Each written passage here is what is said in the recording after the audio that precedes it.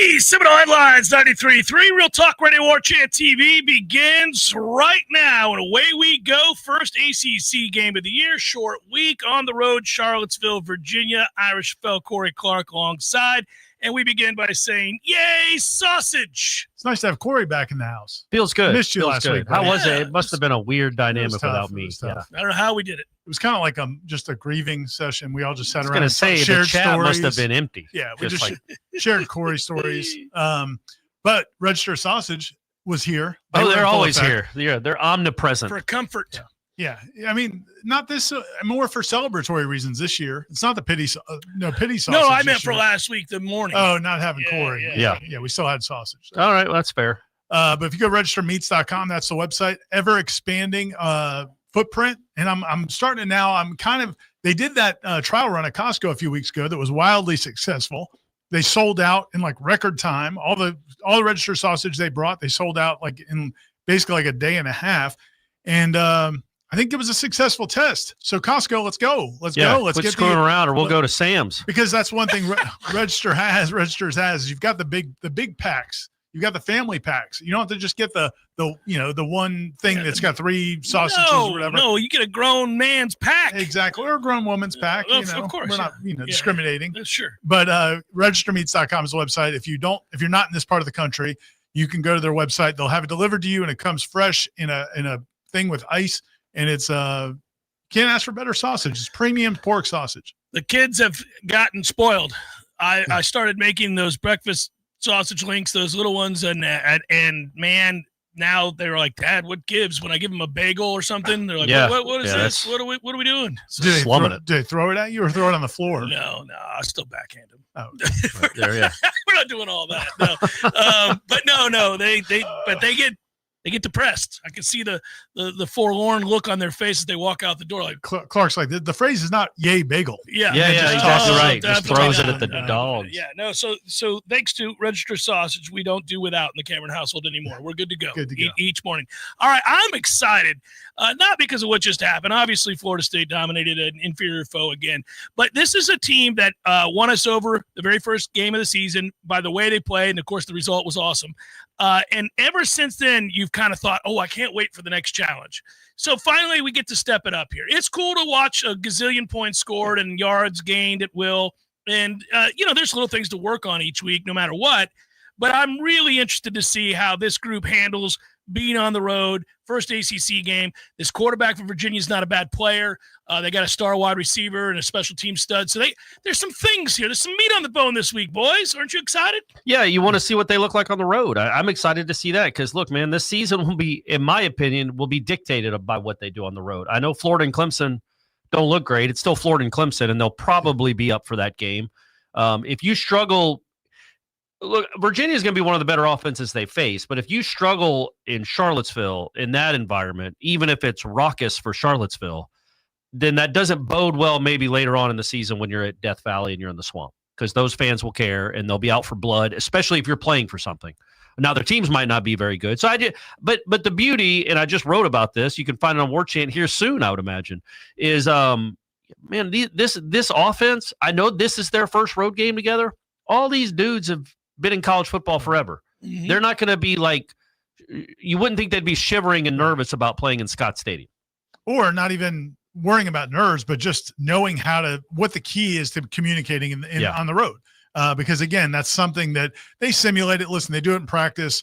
Mike Norvell talked about today. They've been doing it. They did it some in camp, even though they knew their first few games are going to be at home. So it's not like a brand new experience this week in practice, but they are piping in crowd noise and doing all those things. But it's almost like a learned skill how to communicate in those environments when you can't hear. Remember Jimbo used to do the whispering thing? Yeah. That was his little thing for a little while. They tried. I don't know if it lasted long or not. But yeah, I mean, what do you mean? Jimbo would whisper to the players? He did a thing where they had the quarterbacks whisper like in practice because. Oh, okay.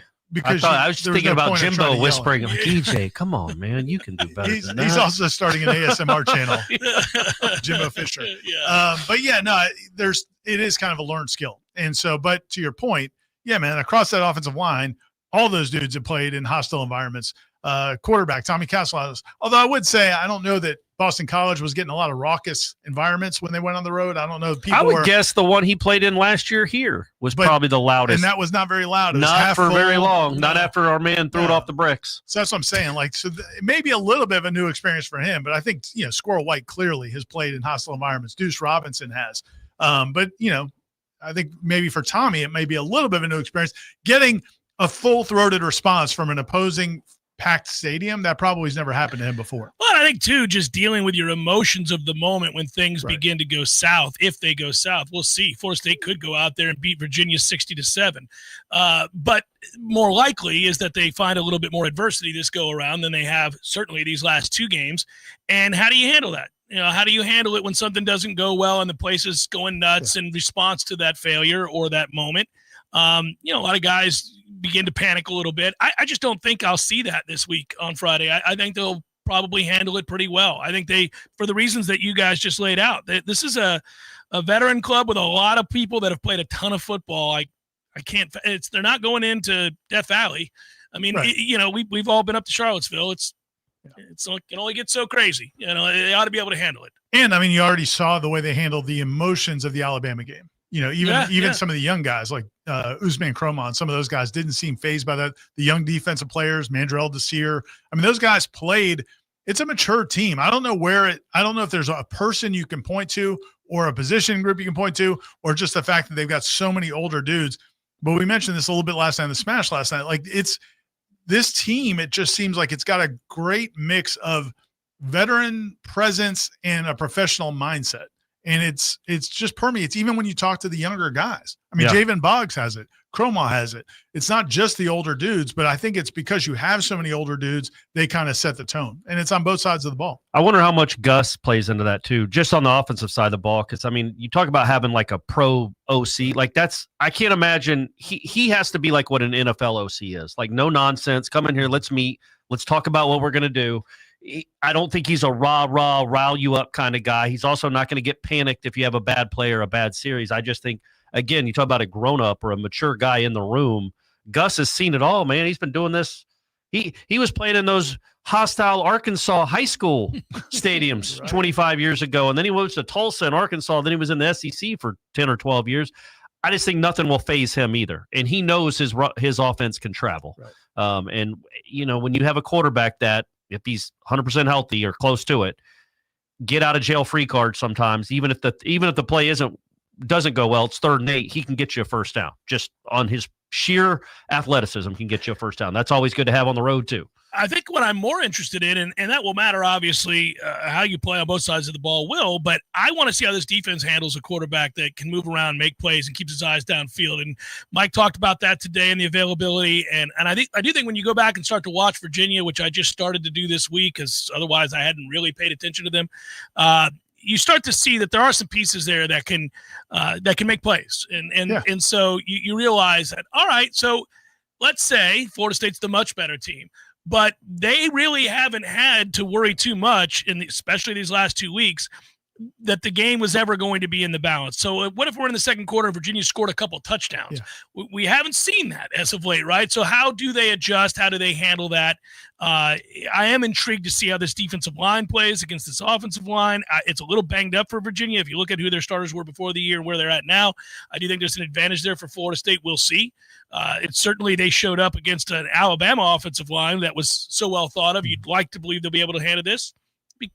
The more questions for me about the defense and the offense. Yeah, and there's also there's so many scenarios that can pop up, and again, that are not a big deal at home. The difference between home and away is if those punts that roll 24 yards inside the 5-yard line. Well, when you're at home and you take over inside your own 5 against an inferior opponent, well, it's no big deal to just maybe they got rid of that. That's out of the DNA now. They're going to catch everything. That was just a little. They were spitballing it early this season. They're putting stuff on film to confuse Virginia. Right. Oh, don't even run down. Just run straight to the end zone because he's not going to catch it. Meanwhile, he catches it and they're 20 yards past. What is this? What is this? Why is he catching the ball? He doesn't do that. Coach, you said. It's fair. It's smart. But those kinds of things that like you said, it's not even the adversity of them scoring a touchdown. It's just getting behind the chains, a bad snap, just all those things that you can overcome very easily at home against an inferior opponent. When you get game pressure and you are on the road, and man, that again, Virginia is not Death Valley. It's not one of the biggest stadiums. It's not going to be impossible to hear, but you're going to get their best shot. 100%. They're doing this 30th anniversary thing in the 95 game. They're going to play that up. They're wearing the throwback uniforms. They think they've got a chance in this game, and rightfully so. They're putting up a ton of yards and points on offense. So you're going to get their best shot. I don't know how good that shot is, but you're going to get their best shot. 1995, Corey Clark. You watched this game where? There? No, I was in my apartment in Athens, Georgia. I was in my apartment off of St. Augustine over there by campus. It's a townhouse. And anyhow, it was the site of the last truly embarrassing, I'm ashamed of moment as a fan for me. What'd you break? A bottle against a wall. Better than somebody's face, I guess. It was a beer bottle that was thrown violently by me against the wall. Think about how spoiled Florida State fans were. We want to dive into this a little bit. So is this after they've how definitively was it clear that he didn't get in, or that they ruled he didn't get in? And is that when you threw the bottle? Did you wait till did you first blush? You're thinking, I'm pissed, or did you wait for the final? No, game's over. No, I saw what they called, and I knew that the game was over. What I remember most about it was this was a mountain of frustration that led to that crescendo, which was that with every one of Danny Cannell's 67 passes. And 35 incompletions. It wasn't like he was 50 out of 67. The game plan for that game was the dumbest thing they have ever employed. And they didn't have a good running back at the time. What was he? Don't give him the ball, except on the last play. 14 carries. He got 14 carries. A whopping 14 carries. Yeah. I was like, I'm really mad about the 2 carries Pooh Bear Williams got. No, I'm still mad about all of this. All these years later, I remember we were all incredulous. It was me and a bunch of other Noles, and there we were watching this game, and we were having a party and a get-together to do so, and we had the keg, and everybody was good to go. It was a Thursday night, too, right? It was a Thursday night game, and we to were remind all the younger good, listeners. And we had it set up. We were having a crab bake. I mean, we were getting after it. It was all good. And then as the game was playing out, the frustrations were mounting, and the nervous drinking begins. And then the bottle throwing, maybe a little excessive. To Corey's point, because I think he was going to go into just how spoiled the fans were. It had been 3 years without 29 games, 29 straight games in the conference. And so when they finally lose, literally by an inch, and my man is so flabbergasted. But he starts throwing things. But I think why I was mad. But I think it's not just the way the game played out, but also the idea that that's how it ends. This ridiculous ass. Now I will say that Virginia team had a bunch of NFL dudes on it. In hindsight, it was a talented group. We didn't know it at the time. Yeah. But you go back and look at that roster, and it's okay, that dude's good. Tiki Barber. I mean, all these guys, they had some talent. It wasn't like David and Goliath, but it was such a stupid game plan. It was such a stupid. I mean, just have him drop back and throw it over and over, and everything was a go right from the beginning. It's not like they got behind, and it's the first drive. It's just throw. Everything was a straight 9. Just go. I'm like, okay, what are we? What is this? We were the most impatient team in the history of football. We want points and we want it now. Yeah. We want to put them away. We want to put our foot on it. It's well, no, now you're down. Now you're down. Now you have to throw. You think Bowden was like, hey, Mark, let Jeff call the plays tonight. It was a Bowden thing? Maybe it might have been Cannell calling the plays. Danny, what do you want to do? I want to throw it. No, we don't. 67 times. Let's save work done for another day. They must have had 90 plays of offense. Just say it out loud. I mean, that's crazy. That's crazy in modern football. You wouldn't throw it 67 times. The best part about it is look at the box score the next week. I think it's Carolina maybe. And it's he throws it 27 times. They run it 30 it's balanced. times. It's beautiful. It's wait a minute. We don't have to just throw it every down. Yeah. So, the recipe for an upset. Yeah. I don't think Castellanos will be throwing it 67 times. That would be great. It's an homage. It would be incredible. Gus is I'm going to win it the way Bowden lost it. Yeah. Let me show you how you should have done this on this night. Yeah, there's no evidence leading up to this game that we're about to unleash a 67 attempt pass attack. He doesn't throw it more than 20 times. So, yeah. But going back to this team, you do hope that because they do run the ball so well, that should help. That should travel. Salchuk's been impressive. They've all been kind of impressive. As I alluded to earlier today, Aslan. I almost called you Aslan, Ira. I apologize. You can call me Aslan whenever you want. When I asked Norvell, it's like my pleasure. I don't understand what's happened to Jalen Lucas, but I feel like these are the games that he will be a difference maker. Salchuk's fine. Cromall's fine. I don't know that they're game breakers on the road like you need. Jalen Lucas can turn a 9-yard play into a 70-yard. Yeah, but you also can't rely on him. No, but I mean, I feel like don't you feel like of pace? So the yin and the yang. But they haven't needed a change of pace, I guess, the last 2 weeks. This one, I feel like Jalen Lucas should be more involved in the offense because there aren't many dudes like him. He was a huge weapon against Alabama. Yeah, but it's funny though. And I think Norvell kind of hinted at this at the answer to your question. It's like, yeah, man. Mekhi Danzy's putting up 200 yards in a quarter. The game before that was Deuce Robinson doing it in the quarter. So it's not like they're struggling and Jalen Lucas is just wasting away like last year. Yeah, well, early last season. So yeah, man, there's just they're trying to get a lot of guys touches, I think, and they are getting a lot of guys touches. They're playing a ton of people. That's I think a good thing, certainly, especially when you're playing overmatched teams and you get an opportunity, get a look at a lot of different people in a lot of different situations. But yeah, they do have a lot of guys that can make plays, though. That's the other part of it. And they're getting a bunch of them back this week. Randy Pittman, Squirrel White. That's a big when you deal. think about just as you look at not even this game but the rest of the season, when you have a Jalen Lucas, a Squirrel White, a Mekhi Danzy, a Tommy, man, this is a unique type of offense that we'll see what it looks like at peak efficiency. Maybe we've already seen it, but you got to assume it's going to continue to get better as long as they're healthy. Like they do have a, dare I say, a litany? Is that a word? That's the word I'm looking for, of weapons. They have a bushel of weapons. Well, and you also wonder how much of that is how much gamesmanship is Gus been doing these last couple of weeks. Like you go out to Alabama, you got to win that game. Everything you can do, you got to win that game. But then these next 2 weeks leading up to Virginia and Miami could all be part of a plan to kind of set some things up and not use certain things because you want to use them against those teams. I think that's exactly right. And I would love for them to be able to get away. This is arrogant. I'd love for them to be able to get away with not using a ton here against Virginia as well and just save them all for Miami. Because that game, which we now know, 7:30 at night, boys. The whole bushel, the whole litany. They're all going to be thrown for Miami. I feel like you don't hold anything back in this one. You got to get to Miami undefeated, and then I'm see holding what it all back. Most conservative looking win you've ever seen, buddy. Here we go. It's just veers and dives. You're going to be bored to tears, buddy. We get out of there with a little 23-13 victory, and let's take it on down the road. You'll take that in a heartbeat. That's a cover. That's another cover. That's a cover. It's also an under. Well, you said you've been watching a little bit of Virginia, and I know Tom has as well. We were just talking about it, and there's a little bit of that talk, too, by the way, in the bonus hour at the end of this. Okay, a little preview. Yeah, a little preview, a little bit.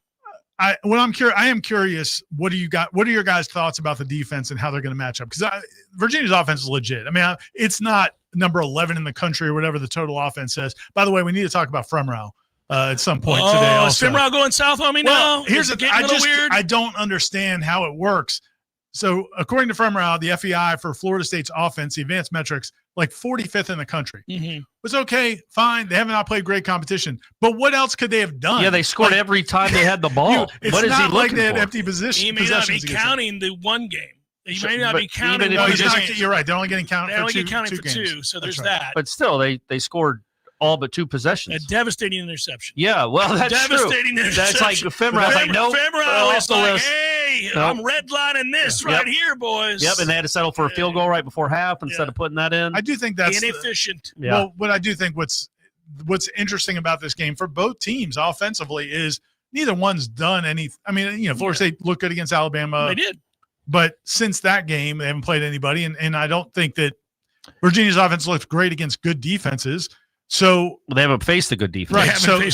So that's difficult to handicap. I think what these teams. I don't know that Virginia's defense is any good. We think Florida State's defense is good, but we don't know exactly. That's what the beauty of this game is. Yeah. It is a step up for all involved. Yep. This is a show me game for both these, certainly for both these defenses. I hate that they're playing it on a Friday night. It's just stupid. Whole country, though. You're getting those ratings. You're getting those eyeballs, man. That part of it's fine. That's extra money. That's a little extra money in the coffers. Last Saturday, same routine, rest. We get the best of everybody. Let's go. We don't need this. Gives them an extra day for Miami, though. Gives them an extra that part of it on the back end I like, but it always just – that's how these upsets happen. It gets a little freaky. You're playing on a Thursday in 95. You got this. I'm not saying we're going to get upset. Damn it, man. I don't. Also, we look like ridiculous high school out here playing on a Friday night. Does Leon have a big game? Is that the problem? Well, no, they don't have a big game. They have a game in which they're going to get killed. They play Lincoln. So maybe this is the year they shock the world. No, I don't believe so. I think it's only like 30 years that. straight. How is that going to work? It's going to work like this. Oh, you mean watching on your phone? Watching on my phone for the first So they stream high school games on the phone? No, nicely played. As a proud parent, proud Leon parent, I can say this.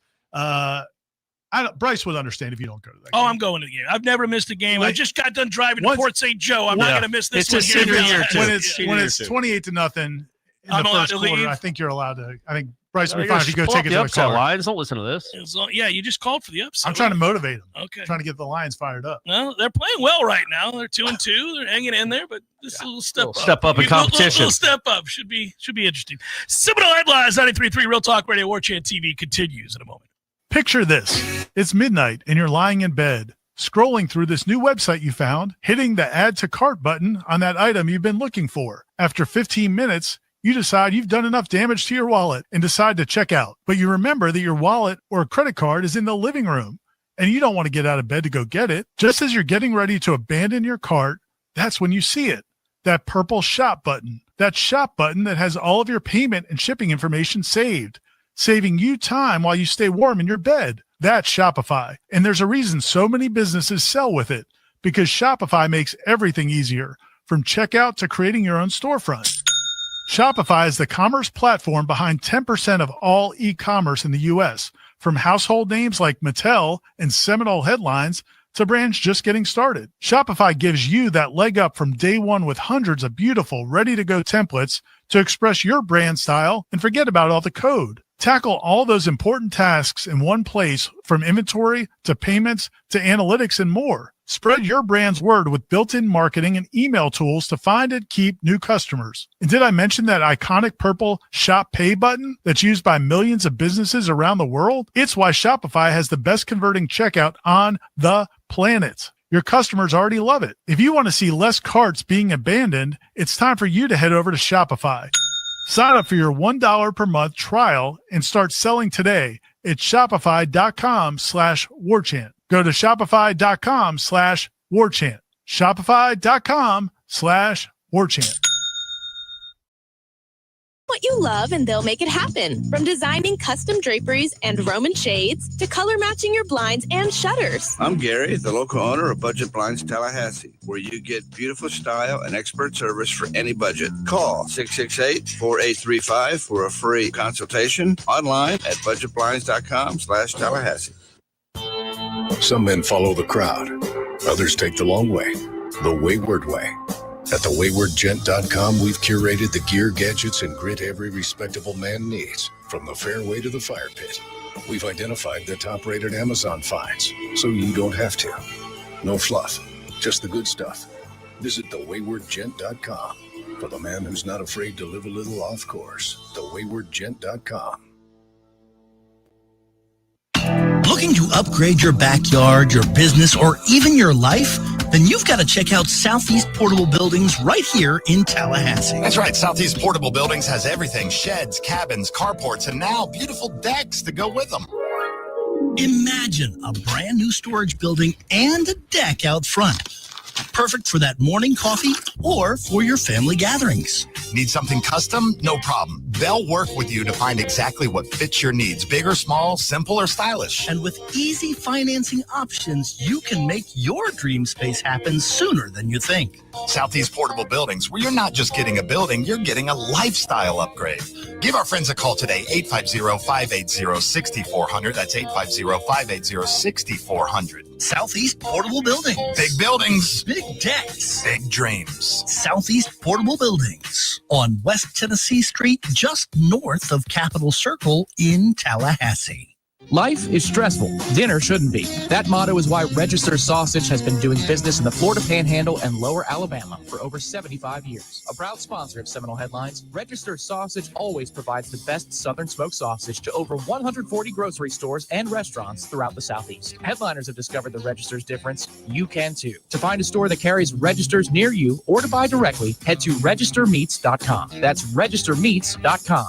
Register Sausage. Yay, sausage! Seminole Headlines returns now. Head to YouTube and search for Warchant TV today to catch the show live or on demand. Now, here's Jeff Cameron, Ira Schofel, and Corey Clark. Let's keep it rolling, boys. I'm kind of curious to see which of the jobs open up next. Is it Florida now that Gundy's off the list? So here's an interesting little subplot that I just heard yesterday on one of the Gator podcasts I listened to for Schadenfreude. Okay. So, because I know that they were listening to us last year and making fun of us. 100%. So, yeah. So the topic came up of why not fire Billy Napier right now, Mm-hmm. and what was discussed was, well, if you fire him right now after 4 games, a bunch of kids will go in the portal immediately because they can still keep this year of eligibility. So you're gonna wait to screw them. So you wait till they play the 5th game. Smart. Because apparently, Virginia Tech, when they fired their guy, like all these guys went in the portal because they're like, oh, I could redshirt this year and I'll bounce right now. So, okay, well, that's fine, except, it's not fine. I think it's awful that they would do that. But also, if you're a player who's only played in 4 games, at this point, Billy Napier is getting fired. Whether it's in week 5, week 6, week 8, week 10, let the tampering begin. Like, why would you not? It's begun. Right? Yeah, it's got to. It's happened. So you may see kids opting out, even if they haven't fired them. That is a conversation in the modern era that we've already seen. Right. Like last year when there were coaches who were about to be let go, you began to see, come to light conversations like, well, so-and-so decided he's not playing this week. Right. You're like, well, why is he not playing? Oh, he's got some hammy. Oh, really? He's got a hammy, does he? Well, and apparently Lagway showed up in a boot yesterday, so people were speculating. He'll be in hot demand, I'm sure. I guess. But, listen, it is interesting just because it affects Florida State, so it'll be curious to see what ends up happening there. I think the biggest argument to keep him around now is you let him wear these ass beatings while you're doing your search. And if you're a player, then you got to decide what you want to do. But the names are what I'm more interested in, and I'll be interested to see what they do at Oklahoma State because we love college football, and Virginia Tech and all the different places where jobs are opening up currently. It is. I think we're at the end of the road, though. I don't think you can get faster than 3 weeks in. No, one half in the opener, and you're like, I've seen enough. I've seen it. I knew it. We should have done this last year. I think with Florida, though, you look at, those guys do have experience with this. They lived this same life last year and ended up having a decent year by the standards that we set for them before the season, not for Florida. It's history, but 7-6 isn't great. But so I don't think they're cashing in yet. And they didn't play Saturday night like they cashed in. I thought they made Carson Beck look like he did at Georgia in big games. That defense played hard. They played physical. It could have been the offense is a joke. It could have been the last hurrah. It could have been, but I thought I would have thought the LSU game was the last hurrah when my man threw 5 picks and they went and played hard at Miami. Now they got Texas in a week. I don't know who they play this week. Maybe they're off. They're off in Texas. And then Texas. So I assume they're going to play hard against Texas. And I don't think Texas is great. I don't think anybody's great, which is why you hope that Florida State can handle business because why not Florida State? Getting to the playoff. I think the better way to say that, in my opinion, is that we don't know who's great. There may be some great teams. We may be one of them. Florida State could be. We just don't know yet right now. And the are thing there is, great NFL teams anymore? Are there great NFL teams? Not post salary cap. You could certainly argue that there's I feel a like we're line kind of of in that with like Ohio State had great talent last year. They were not a great team. I don't know that we're going to have the 13 Florida States, the 19 LSUs. I think we might be past that. Well, you may be right. Everybody's beatable. Almost everybody's beatable. We're letting this all play out right now, and we're seeing evidence to that end. And I think that's all at once a good and bad thing, right? You got to go all the way back to the early 90s with the Cowboys being 3 out of 4. They were dominant. And then it's post-salary cap era. Everybody's got the same amount of money to spend. Is mentality part of it too? Because those Chiefs teams with Mahomes, you knew they were going to win the game, but they just played around. There was never any. One of those teams was elite. They've had a multitude of successful teams. Like the one last year kept winning games by less than a touchdown every week. But if they had been focused, could they have done more? I don't know. Because I feel like there's just feels like since those Shaq Lakers teams or those teams where they're just we don't really care about the regular season. We just want to get in the postseason. Yeah. I wonder if that permeates. I don't think they're good enough to just not focus and win games in the NFL. But once they've lost Tyreek Hill, I know this is not Chiefs headlines. That offense has not been great since they lost Tyreek Hill. They've had a hard time. And they're not good at all now. I don't think it's that they're not focused. He doesn't have anybody to throw to. They're getting guys back. Getting guys back. Rashee Rice has been suspended. Yeah. Xavier Worthy's the one speed guy that they have, but you're seeing a declining Travis Kelce. Their offensive line's now not look as at good. the They Eagles. don't have an elite back, but Checo's a power back. The Eagles struggle and limp around, and they still. Well, they're in their 70s, Corey. Well, that's right. They still get out there though. They'll still not Glenn Fry, R.I.P. But yeah, so I think that when you look at college football and you look man, Florida State can absolutely lose to Virginia. They're not a 30-point favorite. They're favored by 7.5 points. Virginia was horrible last year. Florida State was worse. 2 years ago, Oklahoma State was in the Big 12 championship game. They just fired their coach. Yeah. It is remarkable now from year to year but it's remarkable now from year to year or how quickly you can go from penthouse to outhouse back to penthouse. I was walking out of the football after interviews today, and I was walking behind somebody on the football staff, not one of the position coaches, but somebody on the staff. And I said, man, what's going on at Clemson? And this person says, well, probably we're all asking the same question that they were all asking about us 1 year ago. It's just that is the nature of the went on a sport Clemson show last year in the middle of the season, and the guy was like, look, I didn't have you on here just to laugh. He's like, honestly, we don't what is happening? What is happening in town? It was a legit question. I think, listen, you get culture right, it can happen. You get, you guess wrong about some guys, it can happen. There are a lot of ways in which it can happen. You can go from being awful to really good and then back to bad and then really good. I think that's going to be a thing that we see. It is very, very strange. The Clemson thing is an entirely different topic, but what I think is fascinating, to Corey's point, is that Florida hasn't at any point quit on Napier. At any point. They've never had a game where you're like, oh, they're not. Their playing. offense is just trash. But if they play hard. They do. Yeah, we'll see. How long does it last? Agreed, but I'm just saying, Shannon Snell, who played offensive line for them, I think I brought it up last week, has been on Twitter saying that the locker room is very divided. And I think you go into a game against Miami, you don't want to get embarrassed. And we did a year ago in Gainesville, and they fought. That doesn't mean you want to play for Billy Napier. It means you don't want to get embarrassed. Right, but I'm saying so that lasts for a little while. It does, but it lasted through all of last year, and now into this year, despite losing to USF, they've played hard against LSU, hard against Miami. We'll see if they play hard against Texas. But I would assume they will. But if they do, but they're going to keep losing. It's not going to matter. You'd say it's not in their DNA to just give up. Apparently, I guess he's got that kind of. I'm not giving him that credit for that. And again, those wins they had last year, and I said it at the time, and I stand by it, and I think I'm feeling pretty vindicated. They got given those freaking games last year. Ole Miss and LSU just gave them those games. But you have to be in the game. They tried. I'll give them credit for trying. But they were in it, though. That's. But I'm saying it's not like they've overcome. I'm just saying, Ira reversed it. You know how mad you'd be if they talked about Florida State in that manner. If you're in the game and you're fighting and you take advantage of teams' mistakes, which they did, you'd be like, well, bitch.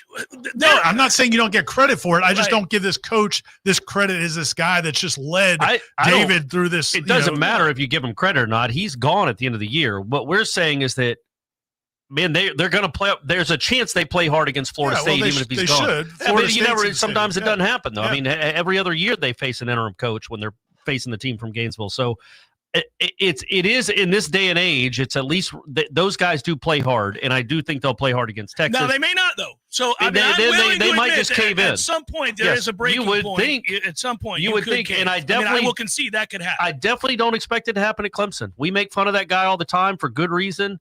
I don't think his team just craters. So I don't think his team craters. May be more likely. So when I tweeted the other day that the clip from Jordan Travis talking about Dabo calling him in the hospital, and I said, we all like to take shots at Dabo, but this was nice or whatever. Some guy responded to me, he's like, why would you take shots at Dabo Swinney? He's a great person. Well, and I'm like, wait a minute, man. Here we go. First of all, even if you're a Clemson fan, you have to know that Dabo Swinney is imminently make funnable, whatever the word is for that. He's a great target. Mockable. There you go. That's better than make funnable. I like make funnable. Funnable. I think there should be an of in there. There may not be another coach that's been successful that is easier to mock than Dabo Swinney. You can send him the clips if you needed to prove where do we start? Yeah, just start with the gloves. Well, the insufferable and all, just being insufferable and complaining about how he's not taking. They don't appreciate him. How lucky they are to have him. But that's going to be fascinating too. Like you said with Clemson, I just think because there's not a lot of transfers. It's not a transient roster. They do like that guy. They came and played for him and stayed with him. I do think they'll continue to play hard. Their quarterback just might not be any good. Well, but Corey, they didn't play hard on Saturday. No, they for much didn't. Of that game. That was not a great look for Clemson. That was an oddity. They didn't really. And Georgia Tech kind of ran on them too. Like the defense has not played great. It's interesting, but he gets the benefit of the doubt in my mind because of what he's done the last 17 years. There's no getting around. He's been a great coach. But one thing to note, you cannot go on a diatribe in which you basically threaten to leave and not have there be some sort of fallout. I mean, he basically threatened his bosses. That doesn't fly. But why would the players care? The players should still try to. Because you guys over here just talking about leaving. Oh, well, I'll go somewhere good else. point. It's like, all right, I guess. Well, but and the other thing they're dealing with is the same thing Florida State dealt with last year. And this is why when people are saying, Corey made this point a few times, that he at least liked the way Mississippi State fought late in the year or Florida fought late in the year. Yeah. It's like, it's different than when you come in into a season as a top 5 team and you lose. That's where Clemson is right now. After their second loss, it's like, man, we're not going to make the playoff. We're probably not going to win the ACC championship game or go to the ACC championship game. It's going to be hard for them to even get there now. I don't even know they can. Now, how do you fight through that in this era is difficult. And I do think that would be the scourge of the changes in the game. Like, I think you're going to see some things that are unflattering to programs, coaches, teams, legacies, because especially this particular year is unique. A lot of people front-loaded their money. Yeah. They paid guys early. Guys got their money. They're in the category of 3 and 4 losses. How hard are they playing? They've already been. Now, I hate to allege that about anybody, so it's not a blanket statement, but damn it, man. And then you have to go to the next motivation, which is what FSU tried last year. They went to Peyton and Marvin Jones and all those guys and said, listen, at least do it for your draft stock. If you don't put bad film out there. Don't put, you need to at least keep playing. Well, okay, you can do that, but that's not the same thing. And it didn't work. I mean, Marvin was a 2nd-round pick. He's playing great with the Packers right now. Oh, and he did not get drafted? I did see, and I didn't see any of their game, but they had 10 sacks the other day. Did he have any? 0. Did Marvin have? He did not have one. But I will say that seems pretty remarkable to have 10 and you don't get one of them. Yeah, a record, by the way, that they had 10 sacks in that game, and they still only won by 7. Yeah, I was going to say an illegal play. By the way. Yeah, that offense must not be great. That's crazy. There have been a lot of apologies issued by conferences so far this year, and you had the ACC ref quit. He just like, I'm out. I didn't see that. Oh, he got so pissed off. This is 2 weeks ago. Oh, yeah. They reviewed a play. I think it was in the Syracuse game. They ran another play after the play in question, and then made them go and basically eliminate that play and go back to the previous one.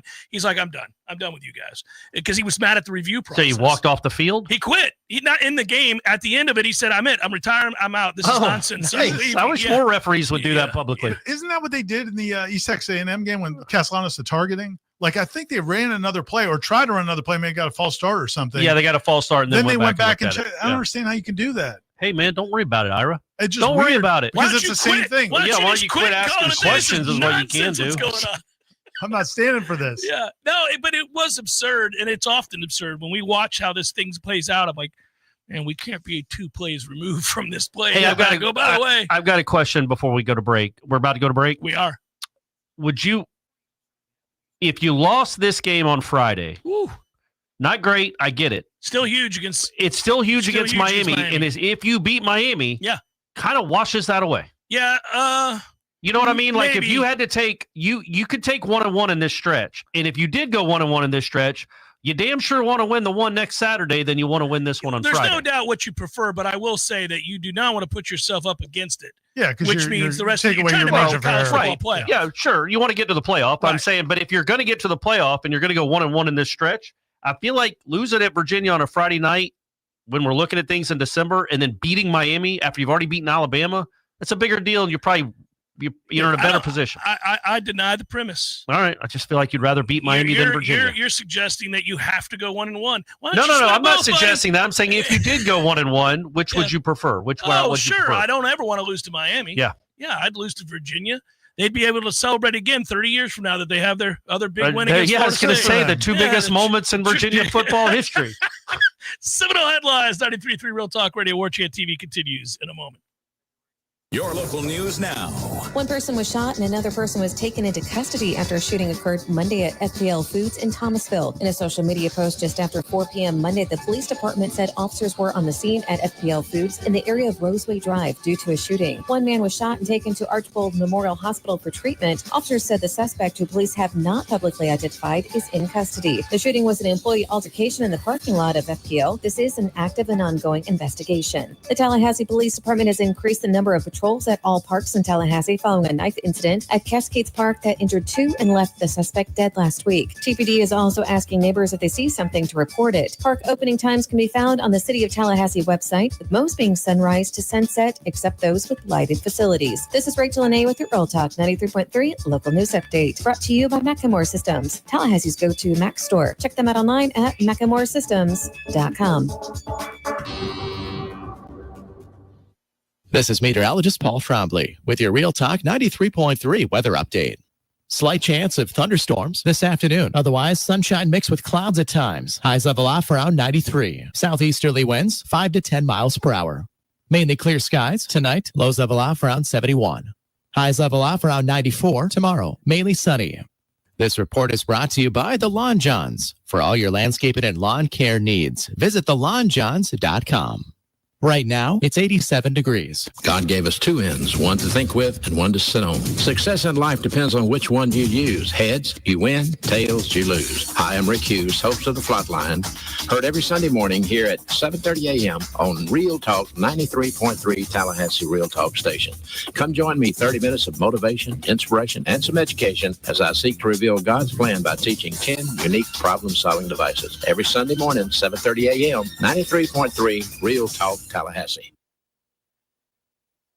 Games for Less, Tallahassee's largest selection of new and used games, as well as new and used consoles like Nintendo, Super Nintendo, Atari 2600, PS4, and PS5. You name it. Locally owned and operated since 1994, trade-ins are not only welcome, but Games for Less pays more for your trade-ins than the big chain stores. That's not all. Games for Less now buys and sells new and used vinyl records to boot. George loves the Beatles, by the way. Reserve all the new releases today at Games for Less, conveniently located in the Walmart Supercenter Plaza on Appalachian Parkway. Life is stressful. Dinner shouldn't be. That motto is why Register Sausage has been doing business in the Florida Panhandle and Lower Alabama for over 75 years. A proud sponsor of Seminole Headlines, Register Sausage always provides the best Southern smoked sausage to over 140 grocery stores and restaurants throughout the Southeast. Headliners have discovered the Register's difference. You can too. To find a store that carries Registers near you or to buy directly, head to registermeats.com. That's registermeats.com. Register Sausage. Yay, sausage! Seminole Headlines returns now. Head to YouTube and search for Warchant TV today to catch the show live or on demand. Now, here's Jeff Cameron, Ira Schofel, and Corey Clark. See where Optimist Climb asked the question. He said that Corey selected Florida State to beat both Virginia and Miami. Wants to know, Ira, do you and I feel similarly? I can't say that word. And I do. I think Florida State wins both games.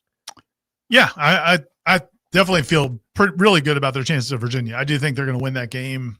Not like a landslide, but I think they'll win it. They'll get it in hand. They'll win that game. Miami is going to be interesting. Tough game. It's going to be really interesting. I mean, they are super confident. I think it's really going to come down to whether or not they can get pressure on Beck. Yep, you and me both. And so we'll see. I mean, the defensive line, we liked what we saw in the Alabama game, but it's been a long time. It's been a few weeks now, so we need to see it. And this is a game I don't know that they're going to get a ton of opportunities to get after Chandler Morris because they do move him around a lot. It's not like he's going to be stationary in the pocket the way Carson Beck would like to be. So I don't know this game's going to give you a great idea, but we'll know in that game against Miami whether or not if they can't pressure him, it's going to be a tough task, I think. Yeah, because when he has time, he's a good player. And I'm fighting like hell this week not to get way out in front and just analyze the Miami game. I've done it since I woke up on Sunday. I've been like, okay, here we go. Let's go. Well, because once they beat Florida, Miami did, and obviously I feel like Florida State should go take care of business against Virginia. I've just wanted to focus on what will feel like an old school Florida State-Miami game for the first time in forever. It just seems one of the programs is down. Most of the time it's been Miami in the last 20 years. And now you have a shot for this to be the way that it was throughout the 90s and 80s and much of the 80s anyhow. And not even really throughout the 90s. Because I go back and think about all the Miami games. Well, you have the year that they were on probation. Yeah, in 95 they weren't any good either. Right. And in 97, I mean, you won 95 by 30 points. The 97 game is when you won 47-0 and sacked the quarterback. 99, Peter Warrick didn't play, but that was at Miami. It was a year away, and you took control of that game in the second half. Like, there has not been a big Florida State Miami game with these kind of stakes and this kind of up in the air. Yeah, like the early 90s there was. 91 and 93. That's it. Yeah. Like, it has been over 30 years because even the 13 game when Miami was ranked in the top 10 undefeated, they knew Florida State was favored by 20 points. Yeah. This will be the most uncertain Florida State Miami game when they're both in the top 10 and forever. Well, and it'll be a game Florida State's in the top 10. Yeah, it beat Virginia and UR. Yep. It will feel like the epic matchups that the nation remembers between these two, just because, or reminiscent of, just because, again, there's so much on the line. Now, the one thing that has happened that's changed in college football will change the nature of all rivalries, which is that you can lose this game and you're not out of the hunt. It used to be you lose this game, you could very well have just lost the national championship. And I think there was a fear when they went to the playoff, and then certainly when they expanded the playoff, that means these games won't mean as much. But I think it's going to mean everything. Now, the good thing is it's not the end of your season. That's a positive thing. I liked the fact that games meant so much back then, but it also stunk that one-loss teams were out of the conversation. Tell Florida State fans. Yeah, especially when you missed the field. And the one time you beat Miami when they had a really good team, they won the national championship anyway. Yeah. No, that's it. There was a lot. You felt the weight of it when you went into that stadium, home or away, no doubt. One thing I don't like, but that doesn't exist in any other sport. There's no other sport we have where your season's over, no matter how good you are, in the because of season. One game. Yeah. But the NCAA tournament, obviously, the season's over. But yeah, so I don't want to hearken to those good old days, because I like that about college football. I mean, I can appreciate the weightiness of it, but I mean, Russian roulette's weighty. But I don't that. I don't think that's a I don't just like because that, it's weighty. That's good. I don't like that Notre Dame could lose the first two games, the two biggest games they're going to play all season, and then be like, yeah, we'll win the next 10, make the playoff. Get the hell out of here with that. These games need to matter, man. No, I'm with you on that. Yeah. You lost. Ohio State lost to Michigan. Horrible Michigan. Average-ass Michigan team, and they win the national championship. Last game of the year. That was never, right. And so there's a little bit of both that I kind of like. The kick six, Auburn, Alabama, I made this point. And today, that wouldn't have mattered at all. Alabama's just going to be playing the playoffs in a couple of weeks anyway. Their season was over as that kid was streaking down the sideline with a missed kick. And so that added the import and the impact that you don't just have anymore. Now, look, if Florida State have a loss going into the Miami game, well, then their kind of season is on the line. You can't afford two conference losses and think you're going to get to the playoffs. So, what's funny is I think we do this as fans in general. You can create the scenarios by which paranoia is created, and that is, what if we beat Miami in this great game, and it's an awesome matchup, and Florida State wins 34-31, and it's one to remember, and you're like, yep, got to do it again in Charlotte, or else it's for naught. Right. I mean, that's kind of where we're at. There's a very good chance these two teams, the way Clemson's looking right now. Now, I know Georgia Tech, I don't want to exclude them. The Georgia Tech's going to be a factor. But there's a chance. Clemson can't get in past. Georgia Tech has a 3-game lead on Clemson right now. So Clemson can't get into the playoff unless it is just the conference implodes. They can't get to Charlotte, unless the conference implodes. Which we'll wait and see. But I hate the idea that you could go ahead and win this game and then just got to do it all over again. And this one will be for the ACC, for the championship, to go to the playoff. Wouldn't that be fun, though? Florida State, Miami, and Charlotte, like they dreamed 20 years ago when they brought Miami. Begging for this forever. They're hoping that's exactly what happens. That's what they wanted all along. Going back to the Fremrau, because we did get some clarification from Tom Lang, because we brought it up earlier in the show. So apparently, Brian Fremrau, whatever his name is. Don't act like you don't know. His name is Brian Ira. Come on. I can never, the pronunciation, I'm not sure if it's Fremrau or Fremau. I think it doesn't matter. Brian. We call him Brian. Yeah. So he tweeted, I guess he tweeted this because people were probably asking him, hey, man, why is Florida State in the 40s or whatever? He's saying that because they only have 2 games that count, because they have the FCS game, they have to weight preseason projections or whatever heavily.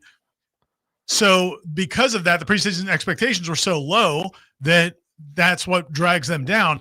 But even the teams that played 3 games, he says 54% for 3 games, 43% for 4 games in the preseason projections. He said without preseason projections, if you take that calculated, Indiana is number 1, Florida State is number 2, Alabama is number 3. Well, how about we get rid of the preseason projections? Well, everybody's in agreement on that. And anymore, yeah, it just doesn't matter anymore. The preseason projections are pointless, almost pointless. Like literally, Clemson was the only one that brought back a bunch from last year that weren't a whole bunch of transfers. The largest group of returning starters, and they've been the worst of the bunch that was ranked. And then meanwhile, Florida State, who was horrible last year, is now 8th in the country, and Indiana looks really good. But Ira, that's kind of, by the way, it's like when you look at Bill Connolly's SP Plus stuff, that factors in the last 3 years. So right. Well, you got to stop doing that. The rosters aren't the same anymore. Well, right. And the coaching staffs aren't. And I'll give him credit. He has written plenty of articles about how challenging this is now to try to figure out, because what you can do is weigh what that player was at Tennessee. Yeah, what that player was when he started at that gives you a chance, but even that is still because really hard. Look at the difference between Castellanos from that team to this team, and we see examples of that all the time. Oh, it's really hard, but I just appreciate that he's honest about that. He's like, look, man, I'm trying here. This was a lot easier when we knew the team year over year who was going to be playing for a team. So it is a lot harder, and I think that's the overall lesson that is being driven home with each passing season in the modern era of unlimited transfers. To me, it's less about NIL. It matters. It's more about the fact that anybody can go anywhere at any effing time, although that rule has changed now too. So we've got rid of one of those portal windows. I did, and we'll probably address this maybe on Coach Speak this week, but I thought Kyle Whittingham was pretty good because they just got boat raced by Texas Tech. Yes, they did. In his press conference, and he was not Kyle Whittingham's like one of the favorites. He's awesome. He's the best. Yeah. He's just like, if there's a coach you could just go have beers with, he'd be the guy. But Gundy, maybe. Well, but he wasn't being petty about it. He was just like, yeah, I mean, I think everybody knows that they spent a lot of money on that roster. And he goes, and you know what? They got a lot of really good players. Like he wasn't like being a jerk about it. He's just like, yeah, man, that's a fine football team. How about kudos to Texas Tech and whoever their money people are. They've lived their whole lives with Texas Tech sucking at everything. By the way, their money guy is the one who does the commercials about trying to save college football. That's him. Oh, well, awesome. Same guy. Either way, like the fact that he's lived his whole life watching Texas Tech not matter in anything, in the way the rules are now, he has a chance to impact the university he loves. Like imagine me if I had a lot of money and I could just kind of guarantee the Falcons all of a sudden were going to be awesome. You'd need to, because they got blanked by Carolina on Sunday. Man, they got into the third. They got past that 30 one time. And I'm like, here come my Falcons. But then the half ran out. But kudos to them, man. Texas Tech has not mattered in anything ever, except for Cheryl Swoops in the 90s for 1 year. Now, we will see, because Crabtree was good. Yeah. Like Jeff said earlier, they were able to front load all these contracts because the rules hadn't gone into effect yet. So we'll see what it looks like going forward. But yeah, man, they seized the moment. Oh, they're going for it. Absolutely. They got to win at Utah against a top 10 team. They don't experience that ever. So good for them. And they got to the College World Series in softball. And men's basketball. They've done some work there. So yeah, but we'll see if the playing field gets leveled at all. College football is crazier than it's ever been, and I know now after watching Florida State, especially if Florida State fools around and wins these next 2 games, and at that point, what Florida State be 1 or 2 in the country? Well, Ohio State will stay at 1 probably, but I mean, what are we doing? It's the most bizarre landscape ever. What if you were to explain to somebody? Save it for the second. You can't hem and haw like that, man. Come on. I apologize, Jeff. This is time I could have been explaining it, but instead we're just going to. I need you to be efficient when you come with it. Shut up. Ira, shut up. I'm keeping it to myself. I'm not going to share. I want to know what it was. Hour 2. He'll provide it for the audience, if not me. Seminole Headlines continues in a moment.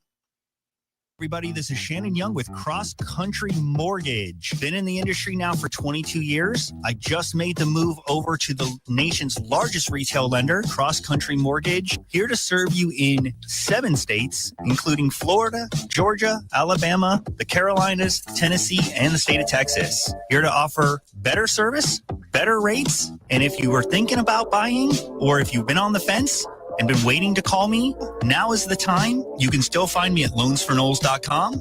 That is, again, loansforknowles.com. I've helped thousands of fellow Knowles get into their dream home, and I can't wait to help you get into yours. Give me a call today. I'm at 954-369-6171, or go to loansforknowles.com. Again, that's 954-369-6171, and that's loansforknowles.com. Equal housing lender, NMLS number 373031. It's the final days of our September sell-down sale with 0% interest for 60 months on all remaining 2025 Rogues, Muranos, and Pathfinders. All remaining 2025s are priced to sell, and it all ends Tuesday, September 30th, only at Kraft Nissan. Game day in Tallahassee starts with energy, and nothing fuels that spirit like Grassroots Coffee brand new End Zone Blend. That's right. Every cup of End Zone Blend doesn't just taste incredible. It also supports our Florida State Seminoles football program. Grassroots Coffee knows it's about commitment and being all in. Every sip of End Zone Blend helps push the program forward, supporting the grind and the climb. So whether you're at home, have a business, or just getting fired up before kickoff, make End Zone Blend part of your game plan. Support local and our favorite coffee roaster. Order Grassroots Coffee's End Zone Blend today at grassrootscoffee.com. And let's keep driving the Noles to victory. It's that easy. Drink Grassroots Coffee and help support the Florida State Seminoles. And don't forget, you can get 15% off your first order at grassrootscoffee.com. Grassroots Coffee's brand new End Zone Blend. Grassroots Coffee. Made for everyone. Loved everywhere. Your body is a masterpiece designed to heal itself from within. Learn how to maximize your health by tuning in to Phenomenal Health with me, Dr. Ryan Finn. Saturdays at 2:30. Experience true health today and call Finn Chiropractic at 386-7700. Many orthodontists in Tallahassee can straighten a smile, but at Birch Orthodontics, they're dedicated to providing the finest care possible. The experienced and friendly staff is trained in all of the latest techniques. So whether you need standard treatment like braces or Invisalign, or you have a more complicated case requiring extra attention, Birch Orthodontics is here for you. Set up your free consultation today by visiting birchorthodontics.com, BURCH orthodontics.com, or call 850-877-1692. At Birch Orthodontics, they create beautiful smiles. WVFT, Gretna, Tallahassee. This is Real Talk 93.3. You're listening to Seminole Headlines with Ira, Corey, and Jeff. Stay tuned for more headlines coming up next. Your sports flash update on Real Talk 93.3 in Tallahassee. Tampa Bay Buccaneers football head coach Todd Bowles meeting with the media on Monday, and he said that wide receiver Mike Evans has suffered a low-grade injury. And with that, they are going to wait to give any type of official announcement later on in the week. But there is a possibility he might not be able to play when they match up against the Eagles in a big game that's going to be coming up this weekend. Also this weekend, the Jaguars play at San Francisco, and the Dolphins, they've got the Monday night game this week when they take on the New York Jets. Both the Rays and Marlins were off yesterday. Tonight, the Rays, they are going to open up a series at Baltimore, and the Marlins are going to begin a series against the Phillies. This Sports Flash is presented by Progressive. Bundle auto and home, renters, or condo insurance, and save with Progressive. I'm Matt Hawley on Real Talk 93.3. Hey, this is for my homeowner friends out there. You know who you are. When you get your grass cut, you're going to inspect the work, make sure it's good. Get your house painted, check around every corner and edge, make sure that's done right. Get a new roof, got to get eyes on those shimmering new shingles. Get your septic tank cleaned. Bet you're not popping your head down in there to take a look around. You got to trust it's done right. I'll make it easy. Go see my friend Greg Miller, Miller Septic. They're my guys. I trust them, and you can too. MillerSeptic.com. That's it. That's the commercial. That's the whole thing. Check them out. That's MillerSeptic.com. Cannonball! Now I'm soaking up the fun when I want to. Make this summer a Swain summer. Choose Swain Pools and Spas for all your regular monthly or weekly scheduled pool maintenance, repairs, restoration, and renovation. Swain Pools and Spas is Tallahassee's pool everything store. Whether it's a deep clean, a resurfacing, or a full refresh, Swain's team will have you swimming, not skimming, in no time. Make a splash this summer and have a Swain summer. Find out all the ways Swain Pools and Spas can upgrade and maintain your backyard. Online at SwainPools.com. That's SwainPools.com. The next 3 free flow Azure spas will be available half price. First come, first served. Swain Pools and Spas. And right next to Swain Pools and Spas is Tallahassee Car Care, the only repair shop where you can take a dip while we repair your whip. Tallahassee Car Care, right next to Swain Pools and Spas. Cannonball! From the championship stage to coaching change and everything in between, Warchant.com remains your home for the best FSU football coverage in the business. Brutally honest columns and features, market-leading multimedia presence across video and podcast, the largest FSU fan community with a staff that combines for over 100 years of experience covering the Noles. When change comes, Warchant.com is your home for analysis from every angle. Warchant.com, your ultimate Seminole sports source. Sign up today. It's time for Seminole Headlines featuring Warchant.com's Jeff Cameron, managing editor Ira Schofel, and senior writer Corey Clark. Your weekly dose of all things FSU, pistols, and pies starts right now. Here's Jeff Cameron. Hour number 2, Seminole Headlines 93.3, Real Talk Radio, Warchant TV. Headliner questions coming your way. First, though, we would say thanks to Dr. Birch Orthodontics. Good job, Dr. Birch. Thanks for the support, and thanks for helping everybody fix their messed up teeth. Yep. A lot of good-looking people in this city now. That's right. All with perfectly straight teeth, feeling good. Yeah, it's all Birch Orthodontics. Do you think it would be well received if walking around Tallahassee, we just stopped people and said, is that Birch? Is that Birch work? Birch, right there? Just Birch. Just Birch? Birch. And then they just nod? Oh, it's like when you walk past a fellow Noel, you're like, go Noles, go Noles. Yeah. Like, in the airport or something. War Eagle. You see You're an someone with Auburn straight fan? teeth, you just like, Birch. Yeah. Or would it be inappropriate? Like if you're at the playground? Well, not that we go to the playground very often. That would be weird. Is this what you're going to say last hour? We have friends with kids. Yeah, we have friends with sure. kids. If we took them to the playground and then you see kids with some tooth issues and then you go over to the parents and give them Dr. Birch's card, would that be inappropriate? No. Just, hey, don't even say anything. Just like, here. I know you love your kids. Yeah. And we saw Sally's mouth, and holy cow. It's just unfortunate. It is a nightmare. Nothing you could have done. Nothing probably from your great-grandfather. Yeah. But there you go. And if you saw our kids, you would have said the same thing. Oh, I had an alien.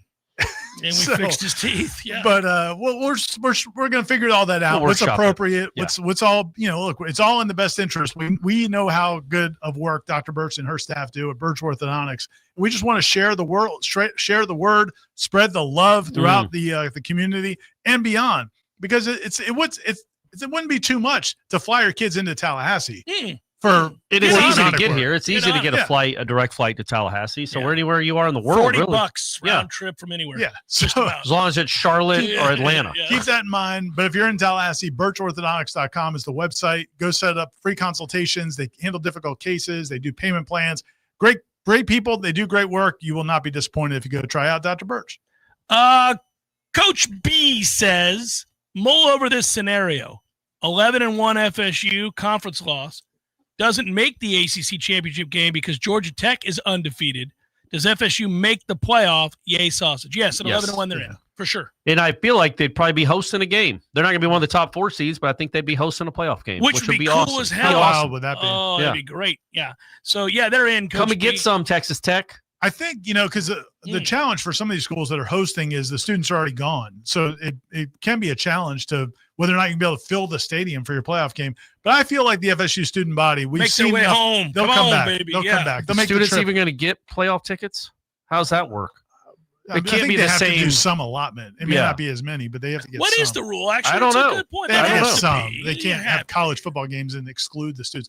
We've done a lot of things to bastardize the sport. Oh, that's you a hope bridge too that's far. not one of them. Yeah. I would like to believe you. The students Ira, are going to get some tickets. I don't know. Jason writes, I was surprised in the fall when FSU scrimmaged twice in a 5-day stretch. Given the short week heading into the Virginia game, that has to have been by design to prepare them for this week. Seems well planned. Do you attribute that to the new coaches with head coaching experience?